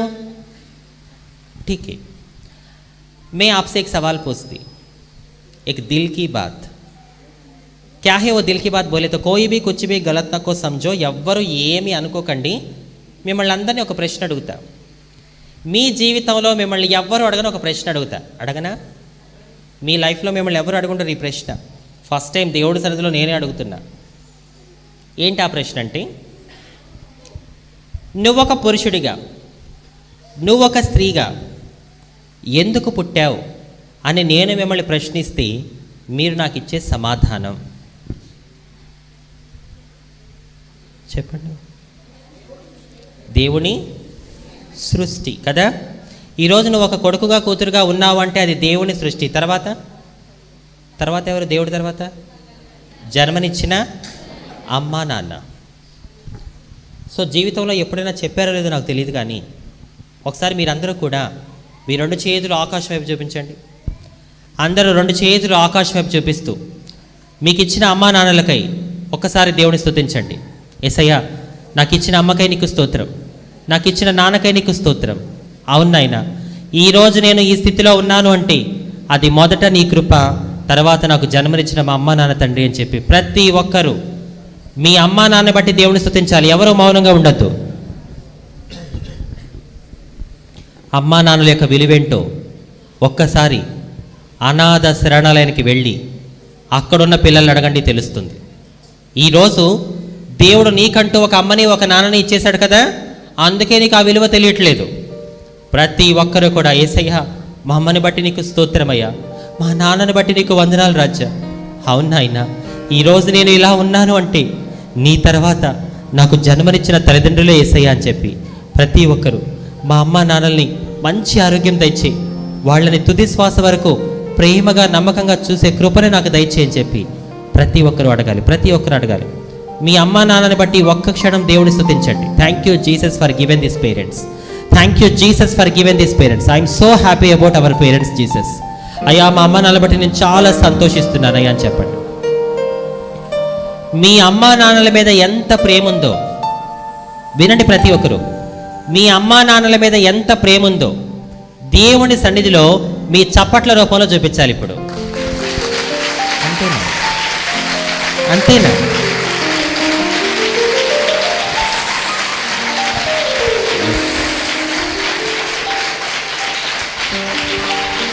హల్లెలూయా, హల్లెలూయా. ప్రేమ చప్పట్లలో ఉందో నిజంగా ఉందో తెలియదు, కానీ చప్పట్లు మాత్రం టాపులు ఎగిసిపోయాయి. ఆ ప్రేమ నిజంగా మీ జీవితాంతం ఉండును గాక. సో ఈరోజు నువ్వు ఒక కొడుకుగా కూతురుగా ఉన్నావు అంటే అది మొదట దేవుడి కృప, తర్వాత మనకి జన్మనిచ్చిన అమ్మా నాన్న. అందుకే దేవుడు ఈ ప్రపంచానికి ఇచ్చిన 10 ఆజ్ఞల్లో మొదటి ఆజ్ఞ ఏంటో తెలుసా? చెప్పండి. నీవున్న దేశములో నీవు దీర్ఘాయుష్మంతుడు వగినట్లు ఏం చేయాలంట? నీ తల్లిని నీ తండ్రిని సన్మానించాలి అంటున్నాడు. కానీ ఈ రోజుల్లో బాగానే సన్మానిస్తున్నారు, హోముల్లో పెట్టి. నవమాసాలు మోసి కని పెంచిన తల్లిని, చిన్నప్పటి నుంచి స్నేహితులు పెంచిన తండ్రిని మరి ఓల్డేజ్ హోముల్లో పెట్టి బాగానే సన్మానిస్తున్నారు. నా ప్రియ సహోదరుడా, గుర్తుపెట్టుకో, నువ్వు ఏదైతే విత్తుతావో ఆ పంటనే కోస్తావు. ఈరోజు మీ అమ్మా నాన్న నీకు భారం అయిపోయారని చెప్పి వాళ్ళని ఇంట్లో పెట్టి టార్చర్ పెట్టడం, ఓల్డేజ్ హోముల్లో పెట్టడం చేస్తున్నావు. రేపు పొద్దున నీకు పెళ్ళవుతుంది, నీకు పిల్లలు పుడతారు. ఆ పిల్లలు పెరిగి పెద్దవారైనప్పుడు నువ్వు ముసలివాడివి, ముసలిదానివి. ఎప్పుడు 16 కాదుగా, 66 కూడా వస్తుంది. అప్పుడు నిన్ను వాళ్ళు హోమంలో పెట్టినప్పుడు తెలుస్తుంది ఆ బాధ ఏంటో. దయచేసి వినండి. దేవుడు ఈ ప్రపంచానికి ఇచ్చిన 10 ఆజ్ఞల్లో మొట్టమొదటి ఆజ్ఞ, నీవున్న దేశములో నీవు దీర్ఘాయుష్మంతుడు వగినట్లు. అంటే దాని అర్థం ఏంటో తెలుసా? నువ్వు ఎక్కడైతే బ్రతుకుతున్నావో అక్కడ నీ బ్రతుకు ఫలభరితంగా ఉండాలి అంటే, చాలామంది అంటూ ఉంటారు, చదువు బుర్రకెక్కట్లేదక్క, ఆ బిజినెస్లో లాభాలు లేవు, వ్యాపారం చేస్తున్నాను, జాబ్ చేస్తున్నాను కానీ సంతోషం లేదని చెప్పి. ముందు నీకు చదువు బాగా రావాలి అన్నా, నీ బిజినెస్లో లాభాలు రావాలన్నా, నీ ఉద్యోగంలో నువ్వు సక్సెస్ అవ్వాలన్నా నువ్వు ముందు చేయాల్సింది ఏంటో తెలుసా? దేవుడి తర్వాత ఇంట్లో ఉన్న అమ్మా నాన్న సన్మానించు. అలా కనుక నువ్వు చేయగలిగావా, నువ్వు ఎక్కడైతే జీవిస్తున్నావో అక్కడే నా దేవుడు నీ జీవితాన్ని ఫలభరితంగా మారుస్తాడు. హల్లెలూయా, హల్లెలూయా. విజయం ఎక్కడో లేదు, మీకు విజయం ఎక్కడో లేదు, మీ ఇంట్లోనే ఉంది. ఇంట్లో కన్న తల్లిని కన్న తండ్రిని నువ్వు ప్రేమగా చూసుకున్నావా, నీ జీవితంలో ఇక నీకు తిరిగే ఉండదు. హల్లెలూయా, హల్లెలూయా. అందుకే దేవుడు అంటాడు, నీవున్న దేశంలో నీవు దీర్ఘాయుష్మంతుడు అవ్వాలి అంటే, మనముంటున్న దేశంలో మనముంటున్న ఊర్లో మన జీవితం సక్సెస్ కావాలి అంటే మన అమ్మా నాన్న మనం ఏం చేయాలి? సన్మానించాలి, ప్రేమించాలి, గౌరవించాలి. మరి ఇలాంటి ఒక ప్రశ్న, ఒకవేళ మీరు నన్ను, అంజలి నువ్వొక హిజ్రాగా, నువ్వొక నపుంసక వ్యక్తిగా ఎందుకు పుట్టావని మీరు నన్ను ప్రశ్నిస్తే నేను మీకు ఇచ్చే సమాధానం, ఇది కూడా దేవుని సృష్టి. ఆది కాండములో నిన్నొక స్త్రీగా పురుషుడిగా చేసిన అదే దేవుడు మత్తయి సువార్తలో తల్లి గర్భము నుండి పుట్టే నపుంసకులుంటారని నా గురించి కూడా చెప్పాడు. అయినా సరే దేవుడు ఇంత స్పష్టంగా మాట్లాడుతున్నా మీలో కొంతమంది తోమా బ్యాచ్ ఉన్నారు. నేను చాలా ఓపెన్గా మాట్లాడతాను, మరి బ్రదర్ నన్ను మళ్ళీ పిలవకపోయినా పర్వాలేదు, నేను చాలా ఓపెన్గా మాట్లాడతాను. మీలో కొంతమంది తోమా బ్యాచ్ ఉన్నారు. ఈ తోమా బ్యాచ్ ఏమనుకుంటారంటే, మా గురించి ఇంత స్పష్టంగా దేవుడు మీ అందరితో మాట్లాడుతున్నా వాళ్ళు అనుకుంటున్నారు, అసలు ఇలాంటి వాళ్ళు ఎందుకు పుడుతున్నాడు, ఎందుకు వీళ్ళని దేవుడు పుట్టిస్తున్నాడు, ఈ ఆలోచనలే ఉన్నాయి. ఆ తోమా బ్యాచ్ గురించి ఒక లేఖనం చూపిస్తాను చూడండి. మత్తయి సువార్త, ఇందాక చదువుకున్న మత్తయి సువార్త 19వ అధ్యాయం 11వ వచనం ఆ తోమా బ్యాచ్ గురించే ఉంది. అక్కడ ఏమనుందో చూడండి. అందుకైన అనుగ్రహము నొందిన వారు తప్ప మరి ఎవ్వరును ఈ మాటను అంగీకరింపనేరరు. But he said to them, not everyone can receive this thing but only those to whom it is given. Yesayya చెప్పేశాడు, ఎవరికైతే ఆయన కృప ఉంటుందో వాళ్ళే ఈ మాటని అంగీకరిస్తారు అని. కృప లేని వాళ్ళు అంగీకరించరు. అంగీకరించకపోగా వాళ్ళు ఏమంటారు తెలుసా? ఏంటి, ఇలాంటి వాళ్ళని మీటింగ్కి పిలిస్తే మేము రావాలా? ఇలాంటి వాళ్ళు వాక్యాలు చెప్తే, సాక్ష్యాలు చెప్తే మేము వినాలా? అసలు వీళ్ళని ఎందుకు మీరు చర్చిలోకి రానిస్తున్నారు అని అంటూ ఉంటారు. వినాలి, వినాలి. నువ్వు విషయం ఏంటో తెలుసా? దేవుడు వాడుకోవాలనుకుంటే రాళ్ల చేత కూడా వాక్యం చెప్పించగల గొప్ప దేవుడు. కొట్టుగట్టుగా చెప్పండి దేవుడికి. దేవుడు వాడుకోవాలనుకుంటే, చెప్పించాలనుకుంటే రాళ్ల చేత కూడా వాక్యం చెప్పిస్తాడు మన యేసయ్య. హల్లెలూయా, హల్లెలూయా. ఏ మనిషిని మనం తక్కువ చేయకూడదు, ఏ మనిషిని మనం తక్కువ చేయకూడదు. మనుషుల దృష్టిలో మన స్థితి ఎలా ఉన్నా దేవుడి కంటిలో మాత్రం మనం అందరము కూడా సమానులమే. హల్లెలూయా. ఒక మాట చెప్తాను వినండి. ఇన్ని సంవత్సరాల నుంచి మనము స్త్రీలు, పురుషులు, నపుంసకులు అని ఈ భేదాలు చూపిస్తున్నాం, కానీ ఈ లింగ భేదము మన దేహానికే కానీ మన ఆత్మకి ఎలాంటి లింగ భేదము లేదు. గట్టిగా చప్పట్లు కూడా జరపరచాలి. స్త్రీలు, పురుషులు, నపుంసకులు అనే ఈ లింగభేదము మన దేహానికే కానీ మన ఆత్మకి ఎలాంటి లింగభేదము కూడా లేదు. దేవుడికి కావాల్సింది మన దేహము కాదు, దేవుడికి కావాల్సింది ఏంటి? మన ఆత్మ. మాలోనూ ఆత్మ ఉంటుంది. ఈ ఆత్మ నశించిపోకుండా ఉండాలి అంటే మాలాంటి వాళ్ళు మీకు కనిపించినప్పుడు వాళ్ళకి సువార్త చెప్పాల్సిన బాధ్యత మనందరికీ కూడా ఉంది. హల్లెలూయా, హల్లెలూయా. అయితే విషయానికి వచ్చి నేను ఫాస్ట్గా వెళ్తాను.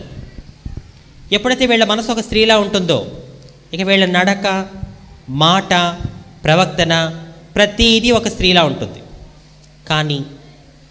కానీ సమాజం చూసే రెండు కళ్ళకి, చూస్తున్న సమాజం ఈ రెండు కళ్ళకి వీళ్ళు ఎలా కనిపిస్తున్నారు? ఎలా కనిపిస్తున్నారు? గట్టిగా చెప్పాలి. పురుషులాగే కనబడుతున్నారు, కానీ దేహమే దేహం, దేహమే దేహం, పురుషులే దేహం. పురుష దేహం అయినప్పుడు సమాజానికి ఎలా కనబడతారు? పురుషుల్లాగే కనబడతారు. లోపల ఉన్న స్త్రీతత్వం బయట కనబడుతుందా? కానీ సమాజం దేన్ని చూస్తుంది? పై రూపాన్ని మాత్రమే చూస్తుంది. అప్పుడు మొదలవుతుంది జీవితంలో ఊహించని వేదన. ఏంటో తెలుసా? అరే వీడేంట్రా అబ్బాయిలా పుట్టి అమ్మాయిలా ప్రవర్తిస్తున్నాడు, వీడు తేడారా, వీడు 0.5, వీడు 50-50, రకరకాల అల్లర్చిల్లర మాటలు. ఒకటి గుర్తుపెట్టుకోండి, వాళ్ళని చూసి మనం ఎగతాళి చేస్తున్నాము, నవ్వుతున్నాము, ముచ్చట్లు పెడుతున్నాము, వాళ్ళని అసహించుకుంటున్నాము అంటే సాక్షాత్తు మనం దేవుడు చేసిన సృష్టిని ఎగతాళి చేసినట్లే. అలా చేయడం వల్ల ఏం జరుగుతుందో తెలుసా? ఒకానొక తీర్పు సమయంలో దేవుడు వాళ్ళ విషయంలో మనల్ని అందరినీ లెక్క అడుగుతాడు. నువ్వు తేజస్విని చూసి అసహించుకున్నావు, అంజలి కనబడితే సువార్త చెప్పలేదు, ఎందుకు చెప్పలేదు అని దేవుడు మిమ్మల్ని ప్రశ్నిస్తే మీ సమాధానం ఏంటి? కనుక వాళ్ళు మీకు ఎక్కడ కనిపించినా క్రైస్తవులుగా క్రీస్తు ప్రేమను పంచాల్సిన బాధ్యత మనందరికీ కూడా ఉంది. అయితే ఎప్పుడైతే వీళ్ళు ఈ సమాజం నుంచి ఈ సూటిపోటి మాటలు ఎదుర్కొంటూ ఉంటారో వీళ్ళకి అనిపిస్తుంది, వీళ్ళ మధ్యలో ఉండడం నా వల్ల కాదు. అరే, నేను ఇలా పుట్టినందుకు నన్ను వీళ్ళు ప్రేమించకపోగా, అర్థం చేసుకోకపోగా, సూటిపోటి మాటలతో వీళ్ళు నన్ను వేధిస్తున్నారు, నేను వీళ్ళ మధ్యలో ఉండలేను అని చెప్పి మా జీవితంలో 100కి 100% ఇంట్లో నుంచి పారిపోయి బ్రతుకుతున్న జీవితాలే. ఇష్టంతో పారిపోతారా? ప్రేమించే వాళ్ళు ఉండరు, ఆదరించే వాళ్ళు ఉండరు. ఉండకపోగా మా పై రూపాన్ని చూసి రకరకాలుగా మాట్లాడే వాళ్ళు ఎక్కువైపోతారు. ఈ విషయంలో పరిశుద్ధ గ్రంథంలో ఒక సందర్భాన్ని మీకు జ్ఞాపకం చేస్తా. దావీదు విషయంలో దేవుడు చెప్తాడు, ఏంటో తెలుసా? మనుష్యులు పైరూపము లక్ష్య పెట్టుదురు కానీ దేవుడు దేన్ని చూస్తాడంట? హృదయాన్ని చూస్తాడంట. మనుషులు దేన్ని చూస్తారు? దేవుడు. ఈరోజు దేవుడు నా హృదయాన్ని చూశాడు కాబట్టి మీ అందరి మధ్యలో నుంచొని మాట్లాడగలుగుతున్నా. హల్లెలూయా. ఒకప్పుడు మనుషులు నా పై రూపాన్ని చూశారు కాబట్టి రోడ్ల మీద, ట్రైన్లలోనో చప్పట్లు కొట్టుకుంటూ డబ్బులు అడుక్కున్నాను. ఎస్, ఇప్పుడు మీ కళ్ళ ముందు కనిపిస్తున్న ఈ అంజలి ఇప్పుడు నేనుంటున్న అదే హైదరాబాదులో 2007లో రోడ్ల మీద, ట్రైన్లలోనూ చప్పట్లు కొట్టుకుంటూ డబ్బులు అడుక్కుంది. బోనాల పండగలోనూ, బతుకమ్మ పండగల్లోనూ రికార్డింగ్ డ్యాన్సులు వేసుకుంటూ బ్రతికింది. దేవుడు మనుషులు నా పై రూపాన్ని చూసినప్పుడు నా బ్రతుకు అలా ఉంది. దేవుడు నా హృదయాన్ని చూసినప్పుడు నా జీవితం ఇలా ఉంది. హల్లెలూయా, హల్లెలూయా. చూసారా మనిషి చూపుకి దేవుడి చూపుకి ఎంత ఫరక్ ఉందో?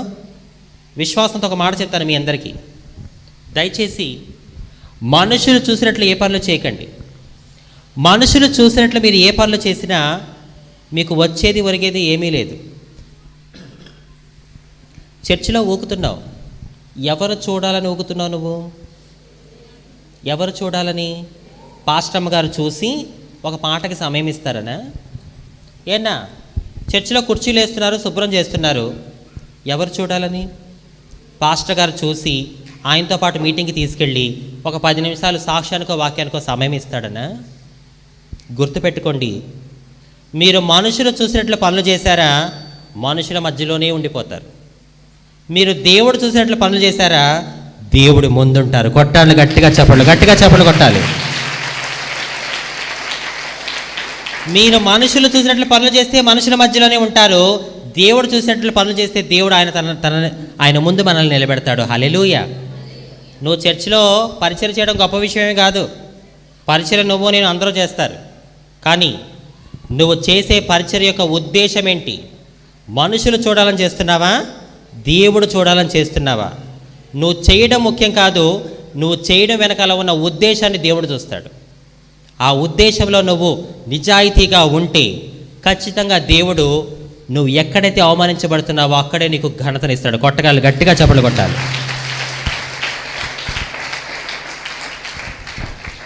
అయితే వీళ్ళు ఇంట్లో నుంచి వెళ్ళిపోతారు. ఇంట్లో నుంచి వెళ్ళిపోయి వీళ్ళు అనుకుంటారు, ఇంట్లో నాకు శాంతి సమాధానం లేదు, స్కూల్లో కాలేజీలో స్నేహితులు ఎగతాళి చేస్తున్నారు, బంధువులు పట్టించుకోవట్లేదు, సమాజం నన్ను ఎగతాళి చేస్తుంది, ఈ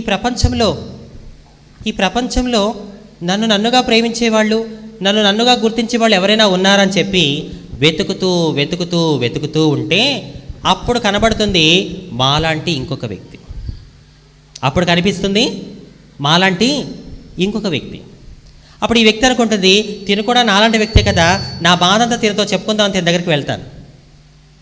వెళ్తే తినంటుంది, ఏయ్ నీ గురించి నువ్వు నాకేమీ చెప్పొద్దు, నీ గురించి అన్ని విషయాలు నాకు తెలుసు.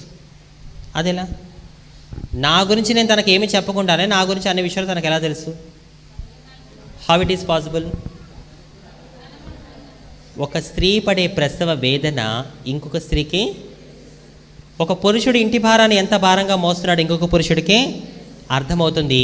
ఒక హిజ్రా మనసేంటో, ఒక నపుంసకుల బాధ ఏంటో ఇంకొక హిజ్రాకి తెలుస్తుంది. తిన దగ్గరికి వెళ్ళి తిన బాధ చెప్పుకుందామంటే తిన అంటుంది, నీ గురించి నువ్వు నాకు ఏమీ చెప్పకు, నీ గురించి నాకు అన్ని విషయాలు తెలుసు. ఎందుకంటే నువ్వు నేను ఒకే గూటి పక్షులు, నీది నాది ఒకే ప్లాట్ఫామ్ అని చెప్పగానే తిను చాలా సంతోషిస్తుంది. నన్ను అర్థం చేసుకునే మనిషి దొరికింది అని చెప్పి చాలా సంతోషించి వాళ్ళతో కలిసి జీవిస్తూ జీవిస్తూ జీవిస్తూ వీళ్ళు కూడా ఏమవుతారంటే ఆ విధంగా స్త్రీలాగా మారిపోతారు. వాళ్ళతో కలిసి జీవించడం మొదలుపెట్టి ఆ విధంగా స్త్రీలాగా మారిపోతారు. ఇప్పుడు చెప్పండి, వాళ్ళు ఆ విధంగా స్త్రీలాగా మారిపోవడానికి కారణం ఎవరు? మీరు కప్పుకుంటారా, ఒప్పుకుంటారా? సమాజం అంటే ఎవరు? సమాజం అంటే ఎవరు? మనమే. We all are society. మనమే సమాజం. సో మీరంతా కప్పుకోకుండా ఒప్పుకున్నారు కాబట్టి దేవుడు మిమ్మల్ని మీ కుటుంబాలని సమృద్ధిగా దీవించునుగాక. అయితే ఇక్కడ ఒక లాజిక్ ఉంది. వాళ్ళు అలా మారడానికి సమాజం అని తప్పంతా సమాజం మీదే ఎందుకు వేయాలి? సమాజంతో పాటు ఇంకొంతమంది ఉన్నారు. ఎవరు? సమాజము ప్లస్ ఎవరు? కుటుంబము ప్లస్ ఇంకా స్నేహితులు ప్లస్ బంధువులు. ఇంతమంది వాళ్ళు ఆ విధంగా మారిపోవడానికి కారణమవుతున్నారు. ఇది తల్లి గర్భము నుండి పుట్టిన నపుంసకులు స్త్రీలా పురుషులా అనే దానికి సంబంధించిన విషయాలు. ఇంకా ఎన్ని రకాలు ఉన్నాయి? ఈ 2 రకాలు వీలైతే సాయంత్రము లేదంటే మళ్ళీ మీ మధ్యలోకి వచ్చినప్పుడు చెప్తాను. ఇప్పటి వరకు మీరు మేమెందుకు చప్పట్లు కొట్టి డబ్బులు అడుగుతాం, ఇచ్చే మీరెందుకు మాకు డబ్బులు ఇస్తున్నారు, మా గురించి బైబిల్లో ఏముంది? ఈ 3 ప్రశ్నలకి మీకు సమాధానాలు దొరికాయని అనుకుంటున్నాను. అర్థమయ్యాయి కదా? ఒకసారి హల్లెలూయా చెప్పండి మనసారా. సంతోషంగా చెప్పండి, ఆనందంగా చెప్పండి. ఎంతమంది సంతోషంగా లేరు? అది మనసు ఒక చోట, మనిషి ఒక చోట. ఎంతమంది సంతోషంగా ఉన్నారు? హల్లెలూయా. ఆకలేస్తుందా? వేస్తుందా? ముగించేనా? సాక్ష్యం చెప్పనా? సాక్ష్యం వచ్చింది అందుకు కదా. హల్లెలూయా. ఎన్ని లక్షల మంది చూసిన సాక్ష్యం? 25 లక్షల మంది చూసిన సాక్ష్యం. చాలా అద్భుతమైన సాక్ష్యం. నా సాక్ష్యం ద్వారా దేవుడు ఎన్నో జీవితాల్ని ఆశీర్వదించాడు, ఎన్నో కుటుంబాలను కట్టాడు. ఫోనుల్లో టీవీల్లో చూస్తేనే దేవుడు అంత గొప్ప కార్యం చేస్తే ఈరోజు ప్రత్యక్షంగా చూస్తున్న మరి నీ పట్ల ఇంకెన్ని కార్యాలు చేయాలి? విశ్వాసంతో ఒక మాట చెప్తాను, ఈరోజు ఈ కోడికి నువ్వు ఎలా అయితే వచ్చావో అలా వెళ్ళవు. నీ వెంట నా యేసయ్య తన ఆశీర్వాదాన్ని ఇచ్చి పంపించునుగాక. ఆమేన్. సో నా సాక్ష్యాన్ని చెప్తున్నాను. నా గురించి చెప్పే ముందు నా కుటుంబం గురించి చెప్తా.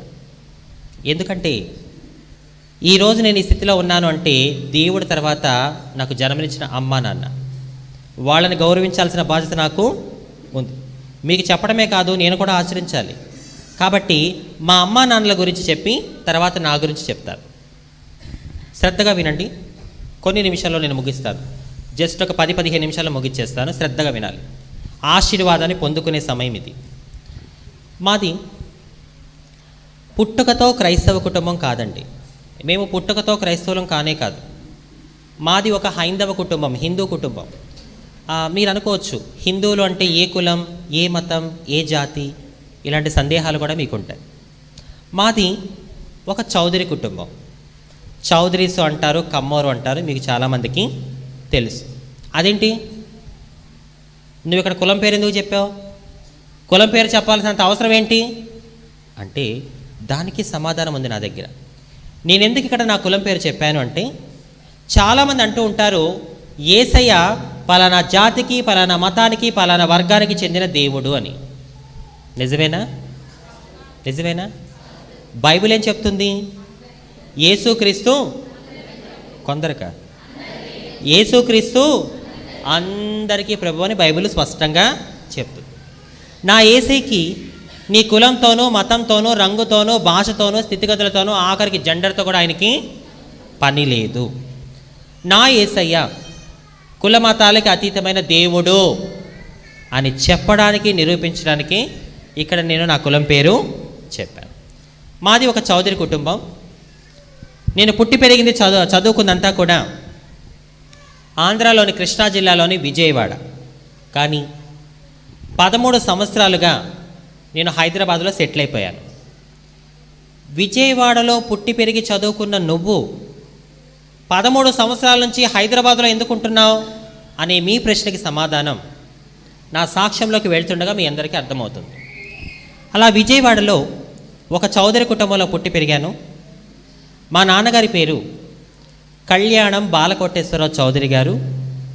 మా అమ్మగారి పేరు కళ్యాణం దేవకి. మా ఇంటి పేరు కళ్యాణం. మా అమ్మమ్మ తాతయ్య వాళ్ళది వెస్ట్ గోదావరిలోని చిన్న తిరుపతి, ద్వారకా తిరుమల అంటారు.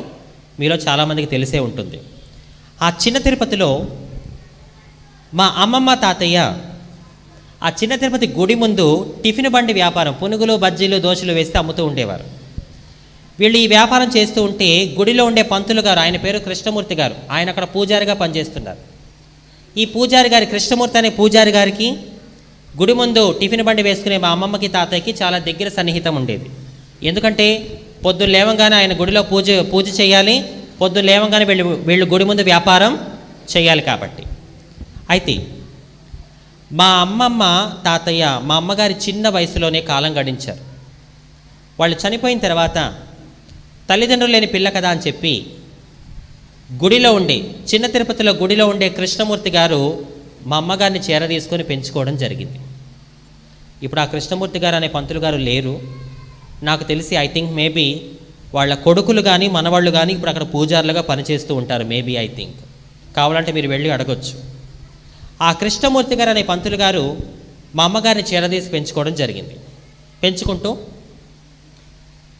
పెళ్ళంటే ఏంటో కూడా తెలియని 11 ఏళ్ల వయస్సు, ఆ వయసులో మా అమ్మకి మా నాన్నతో వివాహం జరిగింది. అప్పటి కాలంలో చాలా చిన్న వయసులో పెళ్ళిళ్ళు చేస్తూ ఉండేవారు, బాల్య వివాహాలు అంటాం. నా తల్లి వయసు వాళ్ళు కొంతమంది ఉన్నారు ఇక్కడ, వాళ్ళకి తెలుసు. ఆడపిల్ల పెరిగి పెద్దదైంది అంటే వివాహం చేసి పంపించాలి అనే ఒక చట్టం ఉండేది అప్పట్లో. అలా పెళ్ళంటే ఏంటో కూడా తెలియని 11 ఏళ్ల వయసులో మా అమ్మకి మా నాన్నతో వివాహం జరిగింది. మా నాన్న ఒక లారీ డ్రైవర్. లారీని ఆయన నడిపితే ఆయన్ని ఏది నడిపేదో తెలుసా? ఏంటది?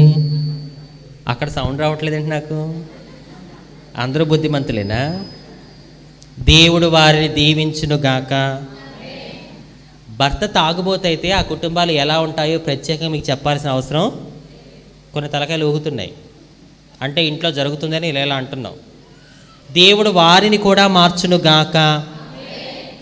మారాలి లేదా? మరి సౌండ్ తక్కువ వచ్చిందేంటి? గట్టిగా చెప్పాలి, దేవుడు వారిని మార్చునుగాక. మారిపోయాడు చూడు, ఈరోజు రాత్రి తాకుండా వస్తాడు, నిన్ను ప్రేమిస్తాడు. పళ్ళికలు ఇస్తావేంటి? పళ్ళికలు ఇస్తారేంటమ్మా? శారా కూడా మీలాంటిదేనంట. గర్భఫలం ఇస్తాను పిచ్చిదానంటే తలుపక్క నుంచి పళ్ళికలు ఇచ్చిందంట. దేవుడికి అసాధ్యమైనది ఏదీ లేదని చెప్పి నువ్వేం చేయాలి? నమ్మాలి. నువ్వేమి బరువులు బండరాళ్ళు మొయ్యాల్సిన పని లేదు. నీలో ఆవగింజంత విశ్వాసం ఉన్నా ఈ రాత్రి నా యేసయ్య నీ కుటుంబ స్థితిని మార్చును గాక. కొట్టుగట్టిగా చెప్పండి దేవుడికి.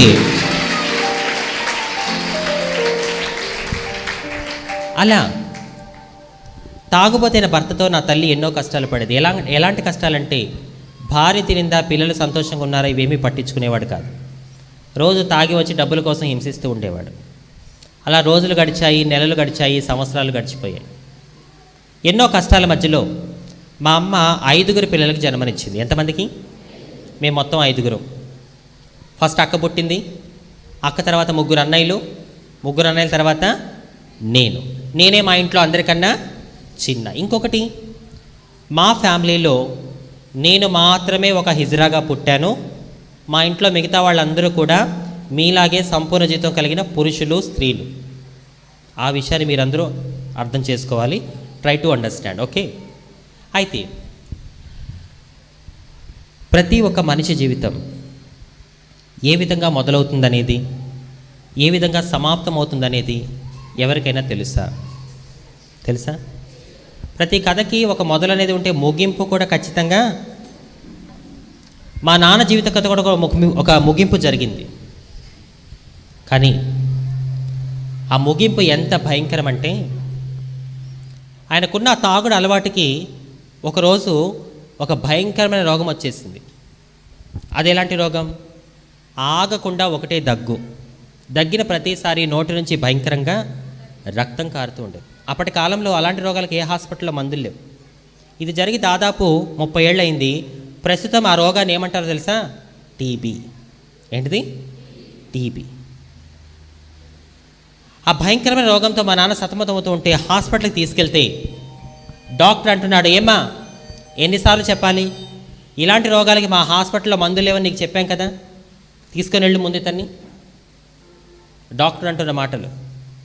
భర్త ఎంత నీచుడైనా, భర్త ఎంత పనికి మాలిన వాడైనా ప్రతి భార్య కోరుకునేది ఒక్కటే, నా భర్త నా కళ్ళ ముందు సంతోషంగా ఉంటే చాలు, అంతకుమించి నాకేమీ వద్దు. ప్రతి హాస్పిటల్కి తిప్పుతుంది. డాక్టర్ అంటున్నారు నో నో నో నో. తన భర్త బతకాలని తన భార్య పడుతున్న తపన చూసి కొన్ని క్షణాల్లో మా నాన్న చనిపోతాడనగా మా అమ్మతో ఏమంటున్నాడో తెలుసా? దేవుడు నాకు మంచి శిక్షే. ఏ రోజు నా భార్యని పిల్లల్ని నేను సంతోషంగా చూసుకోలేదు, దేవుడు నాకు మంచి పనిష్మెంటే ఇచ్చాడు. తప్పు తెలుసుకున్నాడు. కానీ లాభం ఉందా? సమయం ఉందా? మేమందరము చూస్తున్నాం, కానీ మా అందరి కళ్ళ ముందే మా నాన్న మరణ వేదనను అనుభవిస్తూ ప్రాణాలు విడిచాడు. నాన్న చనిపోయాడు. కుటుంబ భారం అంతా చదువులేని మా అమ్మ మీద పడిపోయింది. మా అమ్మగారికి చదువు లేదు. పాపం పెళ్ళంటే ఏంటో కూడా తెలియదు. 11 ఏళ్ల వయసులో పెళ్లి చేశారు. బంధాలేంటి, బాధ్యతలేంటి, జీవితం ఏంటి అని అర్థం చేసుకునే లోపే, తెలిసే లోపే 5 పిల్లలను చేతిలో పెట్టి ఆయన గారు వెళ్ళారు. కుటుంబంలో ఆర్థికంగా, మానసికంగా, శారీరకంగా ఎన్ని ఇబ్బందులు వచ్చినా మా తల్లి మా 5 పిల్లల్ని పస్తులుంచేది కాదు. ఒకరోజు పూట గడవడమే కష్టంగా ఉంది, కుటుంబాన్ని నెట్టుకు రాలేకపోతుంది. అలాంటి సందర్భంలో ఒకరు మా ఇంటి తలుపు తట్టారు. ఎవరు మా ఇంటి తలుపు తట్టింది? ఆయనే నజరేయుడైన యేసు. హల్లెలూయా, హల్లెలూయా. చౌదరి కుటుంబంలో పుట్టిన నా తల్లి, బ్రాహ్మణ కుటుంబంలో పెరిగిన నా తల్లి. మా తల్లిగారు పెరిగింది ఎక్కడ? బ్రాహ్మణ కుటుంబంలో పెరిగింది నా తల్లి. ఎందుకంటే అమ్మమ్మ తాతయ్య చనిపోగానే ఎవరు పెంచుకున్నారు? పూజారి గారు పెంచుకోబట్టి బ్రాహ్మణ కుటుంబంలో పెరిగిన నా తల్లి క్రీస్తుని తన సొంత రక్షకునిగా అంగీకరించి తన 5 పిల్లల జీవితాన్ని ఎలా మార్చిందో మీ అందరికీ చెప్తున్నాను, వినండి శ్రద్ధగా. మా అమ్మగారు పెరిగింది ఒక పూజారి గారి దగ్గర కాబట్టి అవే పద్ధతులు. ఊకిందే పసాలు ఊకుద్ది, కడిగిందే పసాలు కడుగుద్ది. మా ఇంట్లో మా అన్నలు బయటికి వెళ్తే వాళ్ళు ఎప్పుడైనా ఇంట్లోకి వస్తుంటే గుమ్మం దగ్గర సబ్బు టవలు ఇచ్చి, అరే ఇప్పుడే పూజ చేశాను, స్నానం చేస్తే కానీ ఇంట్లోకి రావద్దు, స్నానం చేసి ఇంట్లోకి రా అని చెప్పి ఆ గుమ్మం దగ్గర సబ్బు టవలు ఇచ్చి వాళ్ళని అంతగా చూసుకుని ఇది చేసేది. మా గల్లీలో ఉండే వాళ్ళకి అర్థమయ్యేది కాదు మేము చౌదరీసో బ్రాహ్మిన్సో. మా ఇంటి పక్కన వాళ్ళు వచ్చి అడిగేవాళ్ళు, దేవకమ్మ మీరు చౌదరీసా బ్రాహ్మిన్స్, అవేం పూజలమ్మా, చేసే పూజలు చేస్తానే ఉంటావు, ఎలిగేవో తెలుగుతానే ఉంటుంది అని చెప్పి. ఈ విషయాలన్నీ నేను మీకు ఎందుకు చెప్తున్నానంటే, అంత నిష్ట నియమాలు కలిగిన మా తల్లి, అంత విగ్రహారాధన చేసిన మా తల్లి క్రీస్తుని తన జీవితంలోనికి ఆహ్వానించి తన 5 పిల్లలకి ఎంత మంచి బాటను వేస్తుందో మీ అందరికీ తెలియడం కోసం చెప్తున్నా. వినండి, అలాంటి స్థితిలో ఉన్న నా తల్లి క్రీస్తుని తన సొంత రక్షకునిగా ఎలా అంగీకరించింది చెప్తున్నాను. ఒకరోజు మా గల్లీలో ఒక 7-8 ఏళ్లకి దూరంలో ఒక క్రైస్తవ తల్లి, మీలాగా చర్చికి వెళ్ళే ఒక అమ్మ ఒకరోజు మా ఇంటికి వచ్చింది. మా ఇంటికి వచ్చి ఆమె మా అమ్మతో అంటుంది, దేవకమ్మ నీ భర్త చనిపోయాడు, నీ పిల్లల భవిష్యత్తు బాగుండాలి అంటే నువ్వు ఒక్కసారి చర్చికి రా, చర్చికి వస్తే నీ కష్టాలలో, బాధల్లో, ఇబ్బందుల్లో, రోగాల్లో నువ్వు ఎలా ధైర్యంగా ఉంటూ వాటిని ఎదుర్కోవాలో యేసే నీకు నేర్పిస్తాడమ్మా అని చెప్పింది. హల్లెలూయా, హల్లెలూయా. చాలామంది సువార్త చెప్తూ ఉంటారు, మనం వింటూ ఉంటాం. యేసుప్రభుని నమ్ముకోండి, మీ కష్టాలన్నీ పోతాయి, మీ స్థితి బాగుంటుంది, మీకు డబ్బులు వచ్చేస్తాయి, మీరు లక్షాధికారులు, కోటీశ్వర్లు అయిపోతారు. నిజమేనా? నిజమేనా? యేసుప్రభుని నమ్ముకోవడం వల్ల నీ జీవితంలో కష్టాలు, బాధలు, రోగాలు, రొప్పులు, అప్పులు, సమస్యలు అన్నీ ఎక్కువైపోతాయి. ఎందుకో తెలుసా? ఎవరి వల్ల తెలుసా? ఎవరి వల్ల? అపవాది వల్ల, సాతాను వల్ల. సాతాను ఏం చేస్తాడో తెలుసా? దేవుడికి నీకు ఒక మంచి సంబంధం, కొత్త సంబంధం ఉంది కాబట్టి ఈ బంధాన్ని తెంచేయాలని అపవాది కూటికాడ గుంట నక్కలుగా ఎదురు చూస్తూ ఉంటాడు వాడు. మీరు అడగొచ్చు, మరి దేవుడేం చేస్తాడమ్మా అని. తెలుసా దేవుడేం చేస్తాడో? నాతో కొత్త బంధాన్ని ఏర్పరచుకున్న నా కుమారుడు, నా కుమార్తె నా పట్ల నమ్మకంగా ఉంటున్నారా లేదా అని దేవుడు నిన్ను పరీక్షిస్తాడు, అపవాది నిన్ను శోధిస్తాడు. అయినా సరే నీకున్న ప్రతి కష్టములో, బాధలో, ఇబ్బందిలో, ఇరుకులో నువ్వు ఎలా సంతోషంగా, ధైర్యంగా ఉంటూ వాటిని ఎదుర్కోవాలో యేసే నీకు నేర్పిస్తాడు. ఒకానొక రోజున నిన్ను ఆయన శాశ్వతమైన ఆనందంలోకి తీసుకెళ్తాడు. కొట్టాలి గట్టిగా చెప్పట్లేదు యేసేకి. ఆ మాట చెప్పంగానే లైఫ్లో ఫస్ట్ టైం, జీవితంలో మొదటిసారి మా అమ్మగారు ఏం చేశారో తెలుసా? చర్చిలోకి వచ్చి కూర్చున్నారు. హల్లెలూయా, హల్లెలూయా. లైఫ్లో, జీవితంలో మొదటిసారి ఆ సువార్త విని తల్లిగారు చర్చిలోకి వచ్చి కూర్చున్నారు. అదే రోజు దేవుడు వాక్యంతో మాట్లాడుతున్నాడు.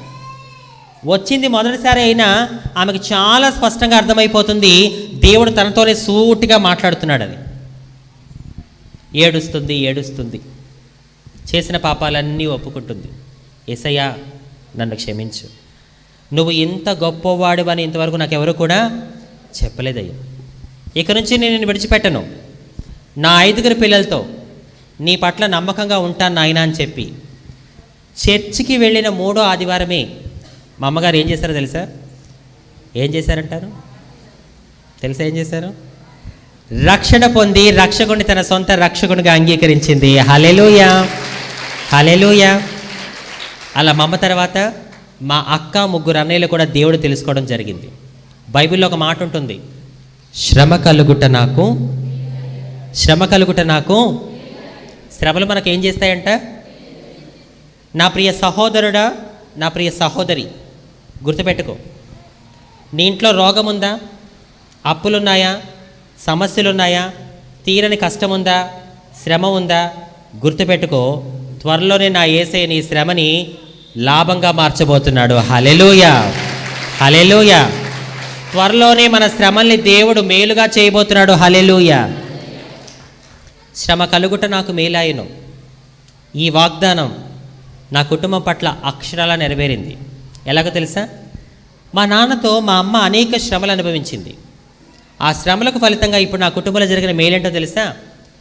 1995లో మా అమ్మగారు బాప్తీసం తీసుకున్నారు. మాది హెబ్రోను సహవాసం, భక్త సింగ్ గారి సహవాసం మాది విజయవాడలో. ఆ భక్త సింగ్ గారి సహవాసంలో 1995లో మా అమ్మ బాప్తీసం తీసుకున్నారు. ఇదే సంవత్సరం 2021. అన్ని అంటే ఎన్ని సంవత్సరాలు? దాదాపు 25 సంవత్సరాలు. 1995లో అమ్మ బాప్తీసం పొందారు. 2021. ఈ 2021లో మా ఇంట్లో ఎవరెవరు ఎలా ఉన్నారో చెప్తున్నాను వినండి. ప్రస్తుతం మా ఇంట్లో మా అక్కకి పెళ్ళైపోయింది. ఆమెకి 2 మగపిల్లలు. ఎంతమంది అన్నలు? 3 అన్నలకి పెళ్ళైన వాళ్ళకి 2 పిల్లలు. ఎంతమంది మొత్తం? 5? 12. మీరు 20? మీ అందరికీ సాక్ష్యం అనేసి లెక్కల క్లాస్ పెట్టాలేమో. సరే నేనే చెప్తా,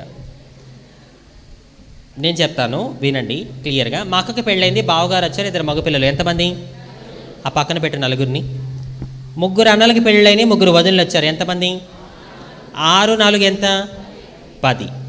ఒక్కొక్క అన్నకి 2 పిల్లలు. ఎంతమంది పిల్లలు ఇక్కడ? 6, 10 ఎంత? మరి నువ్వు చెప్పింది ఎంత? 6, 5, 12, 14.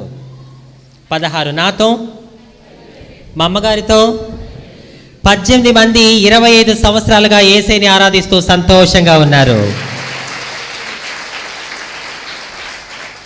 శ్రమ కలుగుట నాకు మేలాయను.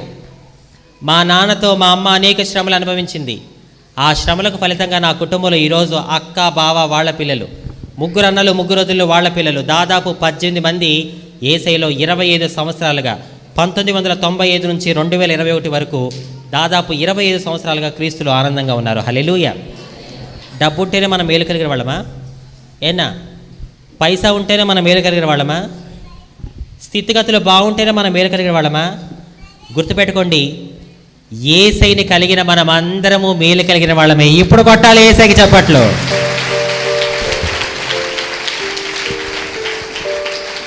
అలా చౌదరి కుటుంబంలో పుట్టిన మేము క్రీస్తుని మా సొంత రక్షకునిగా అంగీకరించి నేటికి 25 ఏళ్ళు అయిపోయింది.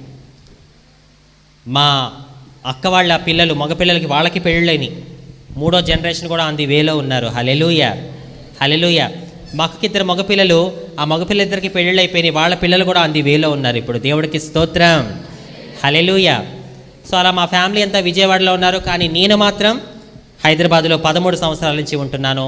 ఇది మా ఫ్యామిలీకి సంబంధించిన విషయం. ఇంక ఇప్పుడు ఎవరి గురించి తెలుసుకోవాలి? ఇప్పుడు దాకా తెలుసుకుంది ఏంటి? హల్లెలూయా, హల్లెలూయా. సో నా గురించి తెలుసుకోవాలి. అంజలి ఏం చదువుకుంది? ఎప్పుడు బాప్తీసం తీసుకుంది? మరి విజయవాడలో పుట్టిన అంజలి హైదరాబాదులో 13 సంవత్సరాలుగా ఎందుకుంటుంది? అందరూ ఉన్న అంజలి ఒకప్పుడు రోడ్ల మీద, ట్రైన్లలోనో ఎందుకు చప్పట్లు కొడుతూ డబ్బులు అడుక్కుంది? ఒకప్పుడు అంజలి బెగ్గరగా ఉన్నప్పుడు, ఇందాక నేను చెప్పాను డాక్టర్ అంజలి అని. మరి బెగ్గరగా ఉన్న అంజలి డాక్టర్ అంజలిగా ఎలా మారింది? ఈ విషయాలన్నీ మీరు తెలుసుకోవాలి అంటే ఏం చేయాలో తెలుసా? సాయంత్రం వరకు ఆగాల్సిందే. హల్లెలూయా. అబ్బా, టెన్షన్లో పెట్టేశారు మధ్యాహ్నానికి. హల్లెలూయా. సో సమయం చాలా అవుతుంది. చాలామంది చంటి పిల్లల తల్లులు ఉన్నారు, పెద్దవాళ్ళు ఉన్నారు. కాబట్టి నా సాక్ష్యం ఇంకా 2 గంటల సాక్ష్యం. ఈరోజు సాయంత్రం మీరందరూ సమయానికి వస్తే నా పూర్తి సాక్ష్యాన్ని మీ అందరితో వివరిస్తాను. గుర్తుపెట్టుకోండి, 2007లో అంజలి నీ జీవితం ఏంటి అని మీరు నన్ను అడిగితే నేనేం చెప్తానో తెలుసా? 2007లో నేను రోడ్ల మీద, ట్రైన్లలోనూ చప్పట్లు కొడుతూ భిక్షాటన చేయటం, బతుకమ్మ పండగల్లో, బోనాల పండగల్లో, పెళ్ళిళ్ళల్లో రికార్డింగ్ డ్యాన్సులు చేయటం. ఇది 2007లో నా బ్రతుకు. 2021లో నీ జీవితం ఏంటి అంజలి అని మీరు నన్ను అడిగితే నేను చెప్పే సమాధానం ఏంటో తెలుసా? 3 దేశాలు దేవుడి సువార్త కోసం వెళ్ళాను. మన భారతదేశంలో 17 రాష్ట్రాలు తిరిగాను. ఇప్పటి వరకు పబ్లిక్ మీటింగ్స్లో 1500 పబ్లిక్ మీటింగ్స్లో మాట్లాడాను. ఇప్పటి వరకు నాలాంటి 5,000 హిజ్రాలకి 5,000 మంది హిజ్రాలకి క్రీస్తు సువార్తను బోధించాను. హల్లెలూయా, హల్లెలూయా. 2007లో నా జీవితం అది. 2021లో నా జీవితం ఇది. ఈ 13-14 ఏళ్లలో నా జీవితంలో ఏం జరిగింది అనేది ఈరోజు సాయంత్రం నేను చెప్పబోయే సాక్ష్యం. ఈ విషయాలని మీరు తెలుసుకోండి. ఈ సాక్ష్యం ద్వారా దేవుడు ఎన్నో అద్భుతాలు చేయబోతున్నాడు. కాబట్టి సాయంత్రం మీరు వచ్చేటప్పుడు ఇంకొక వ్యక్తిని కూడా తీసుకురావాలి. ఎందుకో తెలుసా? మన కడుపు నిండితే చాలే, పక్కనున్న వాడు తింటే ఎంత, తినకపోతే ఎంత అని క్రైస్తవులుగా మనం అనుకోవలసిన లక్షణమేనా? అనుకోవలసిన మాటేనా? దేవుడేం చెప్పాడు? నిన్ను వలె నీ పొరుగు వారిని ప్రేమించుము. అంజలి యొక్క సాక్ష్యం ద్వారా నేను, నా భర్త, నా భార్య, నా పిల్లలు సంతోషంగా ఉంటే చాలు అని అనుకునే వ్యక్తివైతే నువ్వు నిజమైన క్రైస్తవుడివి, క్రైస్తవురాలివి కానే కాదు. నిజమైన క్రైస్తవుడు, నిజమైన క్రైస్తవురాలు ఏమనుకుంటారో తెలుసా? ఈ సాక్ష్యం ద్వారా నా కుటుంబమే కాదు, నా పక్కింటోళ్ళు బాగుండాలి, నా పైంటోళ్ళు బాగుండాలి, నా ఎదురింటోళ్ళు బాగుండాలి, నా ఊరు బాగుండాలి, నా గల్లీ బాగుండాలి అని నిజమైన దేవుణ్ణి ఆరాధించే క్రైస్తవుడివి, క్రైస్తవురాలివి నువ్వైతే సాయంత్రం మీరు సమయానికి రండి. మీతో వచ్చేటప్పుడు ఇంకొక వ్యక్తిని కూడా తీసుకురండి. అలా తేవడం ద్వారా దేవుడు మీకు డబల్ ఆశీర్వాదాన్ని ఇచ్చును గాక. అందరూ లేచి నిలబడండి. మీ కొరకు ప్రార్థన చేసి నేను ముగిస్తాను. అందరూ లేచి నిలబడండి. కళ్ళు మూసుకోవాలి ప్రతి ఒక్కరూ. అందరూ కళ్ళు మూసుకొని విన్న సాక్ష్యాన్ని బట్టి, మాటల్ని బట్టి ప్రతి ఒక్కరూ దేవుడిని స్తుతించండి. ఎవ్వరూ మౌనంగా ఉండద్దు.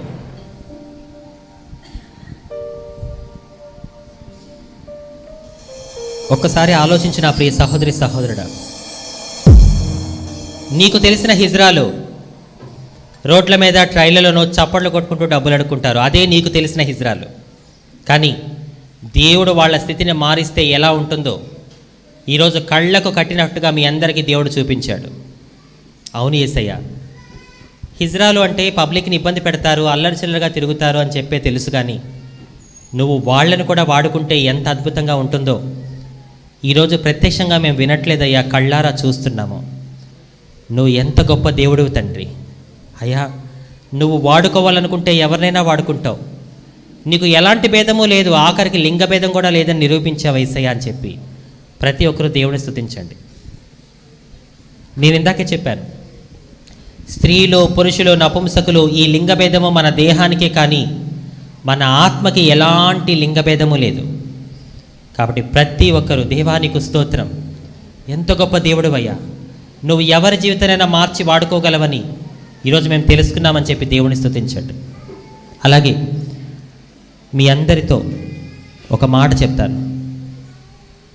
నేను ఈ రోజుకి కూడా ఒక విషయంలో బాధపడుతూనే ఉన్నాను. అవునా? ఏంటంజలక్క ఆ విషయం? దేవుడు నీకు అంతా మంచి జీవితాన్ని ఇచ్చాడుగా, ఈ రోజుకి నువ్వు ఏ విషయంలో బాధపడుతున్నావు అని మీరు నన్ను అడుగుతారేమో. స్టిల్ ఇప్పుడు మీతో మాట్లాడుతున్న ఈ క్షణం కూడా నేను ఆ విషయంలో బాధపడుతూనే ఉన్నాను. చెప్పనా ఏంటి ఆ విషయం?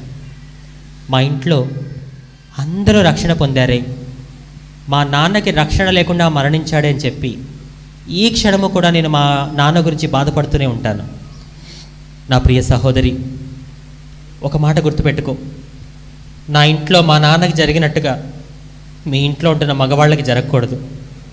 అలా జరగకుండా ఉండాలి అంటే ప్రతి ఒక్క సహోదరి 2 చేతులు ఆకాశం వైపు చూపించి, యేసయ్యా, అంజలి వాళ్ళ నాన్నకి జరిగినట్టుగా మా ఇంట్లో ఉంటున్న పురుషులకి జరగకూడదయ్యా, నా భర్తని మార్చు, మా నాన్నని మార్చు, మా అన్నయ్యని మార్చు, మా తమ్ముడిని మార్చు, మా పెద్దనాన్నని, మా బాబాయిని మార్చు, మా బావని మార్చు అని చెప్పి ప్రతి ఒక్క సహోదరి ఒక్క నిమిషం మీ ఇంట్లో ఉంటున్న మగవాళ్ళ కోసం ప్రార్థన చేసే క్షణం ఈ క్షణం. ప్రతి ఒక్కరూ కన్నీరు పెట్టి దేవుని గోజాడాలి. అయ్యా, నా భర్తని మార్చయ్యా, ఎన్నోసార్లు చెప్పాను, నా మాట వినట్లేదు తండ్రి, నా ఇంట్లో నా కొడుకుని మార్చయ్యా, నా అల్లుడిని మార్చయ్యా, మా నాన్నని మార్చు, మా తమ్ముడిని మార్చు, మా అన్నయ్యని మార్చు, బావని మార్చు, పెదనాన్ని బాబాయిని మార్చు, అందరినీ మార్చు యేసయ్య అని చెప్పి ప్రతి ఒక్క సహోదరి దేవుని గోజాడాలి. దయచేసి మా నాన్నకి జరిగినట్టుగా మీ ఇంట్లో ఉంటున్న ఎవ్వరికి జరగకూడదు. నువ్వు ఇక్కడ ప్రార్థన చేస్తుండగా నీ కుటుంబంలో ఉన్న చెడు అలవాట్ల నుంచి దేవుడు విడుదల కలిగిస్తున్నాడు. వాళ్ళు వెళ్తున్న తప్పుడు మార్గాల్లో నుంచి దేవుడు విడిపించబోతున్నాడు. సత్యాన్ని వాళ్ళు తెలుసుకోబోతున్నారు, సత్యాన్ని వాళ్ళు గ్రహించబోతున్నారు. నువ్వు ప్రార్థన చేస్తుండగా దేవుడు కార్యాన్ని జరిగించబోతున్నాడు. ప్రతి ఒక్కరు ప్రార్థించాలి.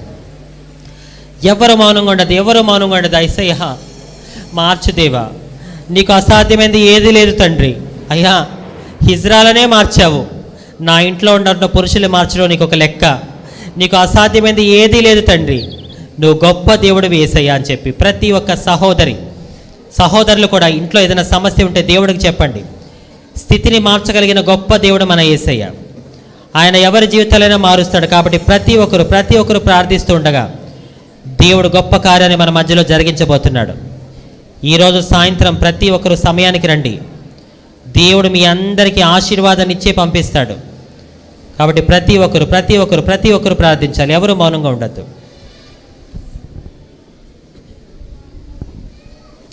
ప్రేమించేదన్ అధికముగా ఆరాధింతున్ ఆశక్తితో, ప్రేమించేదన్ అధికముగా ఆరాధింతున్ ఆశక్తితో, నిన్ను పూర్ణ మనసుతో ఆరాధింతున్, నిన్ను పూర్ణ బలముతో ప్రేమించేదన్. పాడాలందరూ.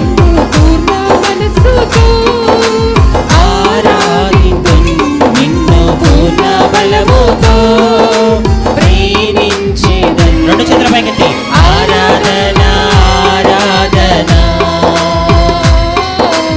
ఆరాధన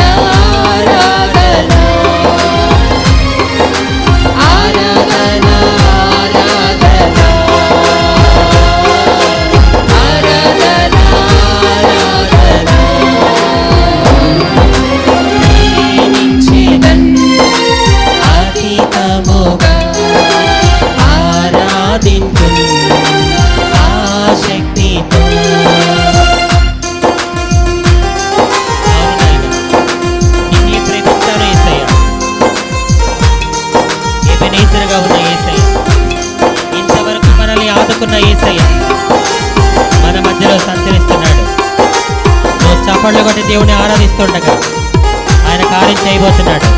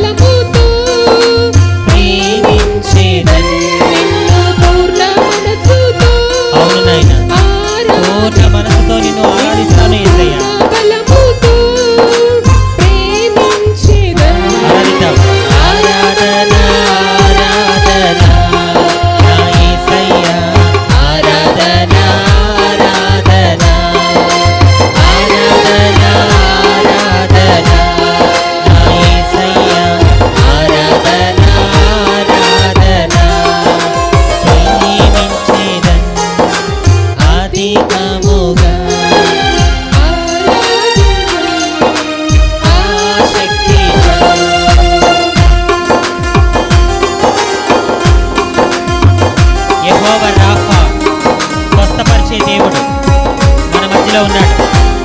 నువ్వు చప్పట్లు కొట్టి దేవుణ్ణి ఆరాధిస్తుండగా ఆయన నీ శరీర బలహీనతల నుంచి నీకు విడుదల కలిగించబోతున్నాడు.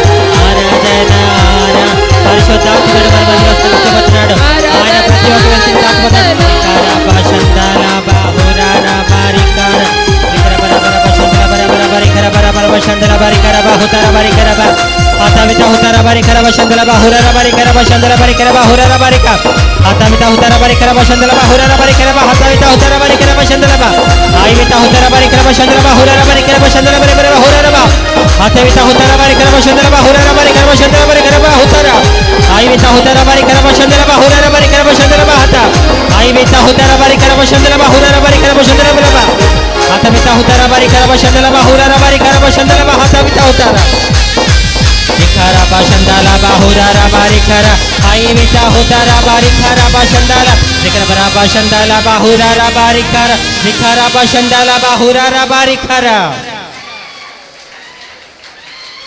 Aradhana Aradhana Na Yesaya Aradhana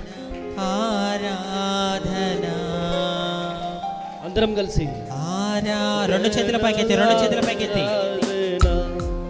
నా యేసయ్యా, ఆరాధన, ఆరాధన. గ్లోరీ. ఆరాధన, yes Jesus, ఆరాధన, yes Lord, thank you Jesus, ఆరాధన, thank you almighty God, ఆరాధన, thank you so much.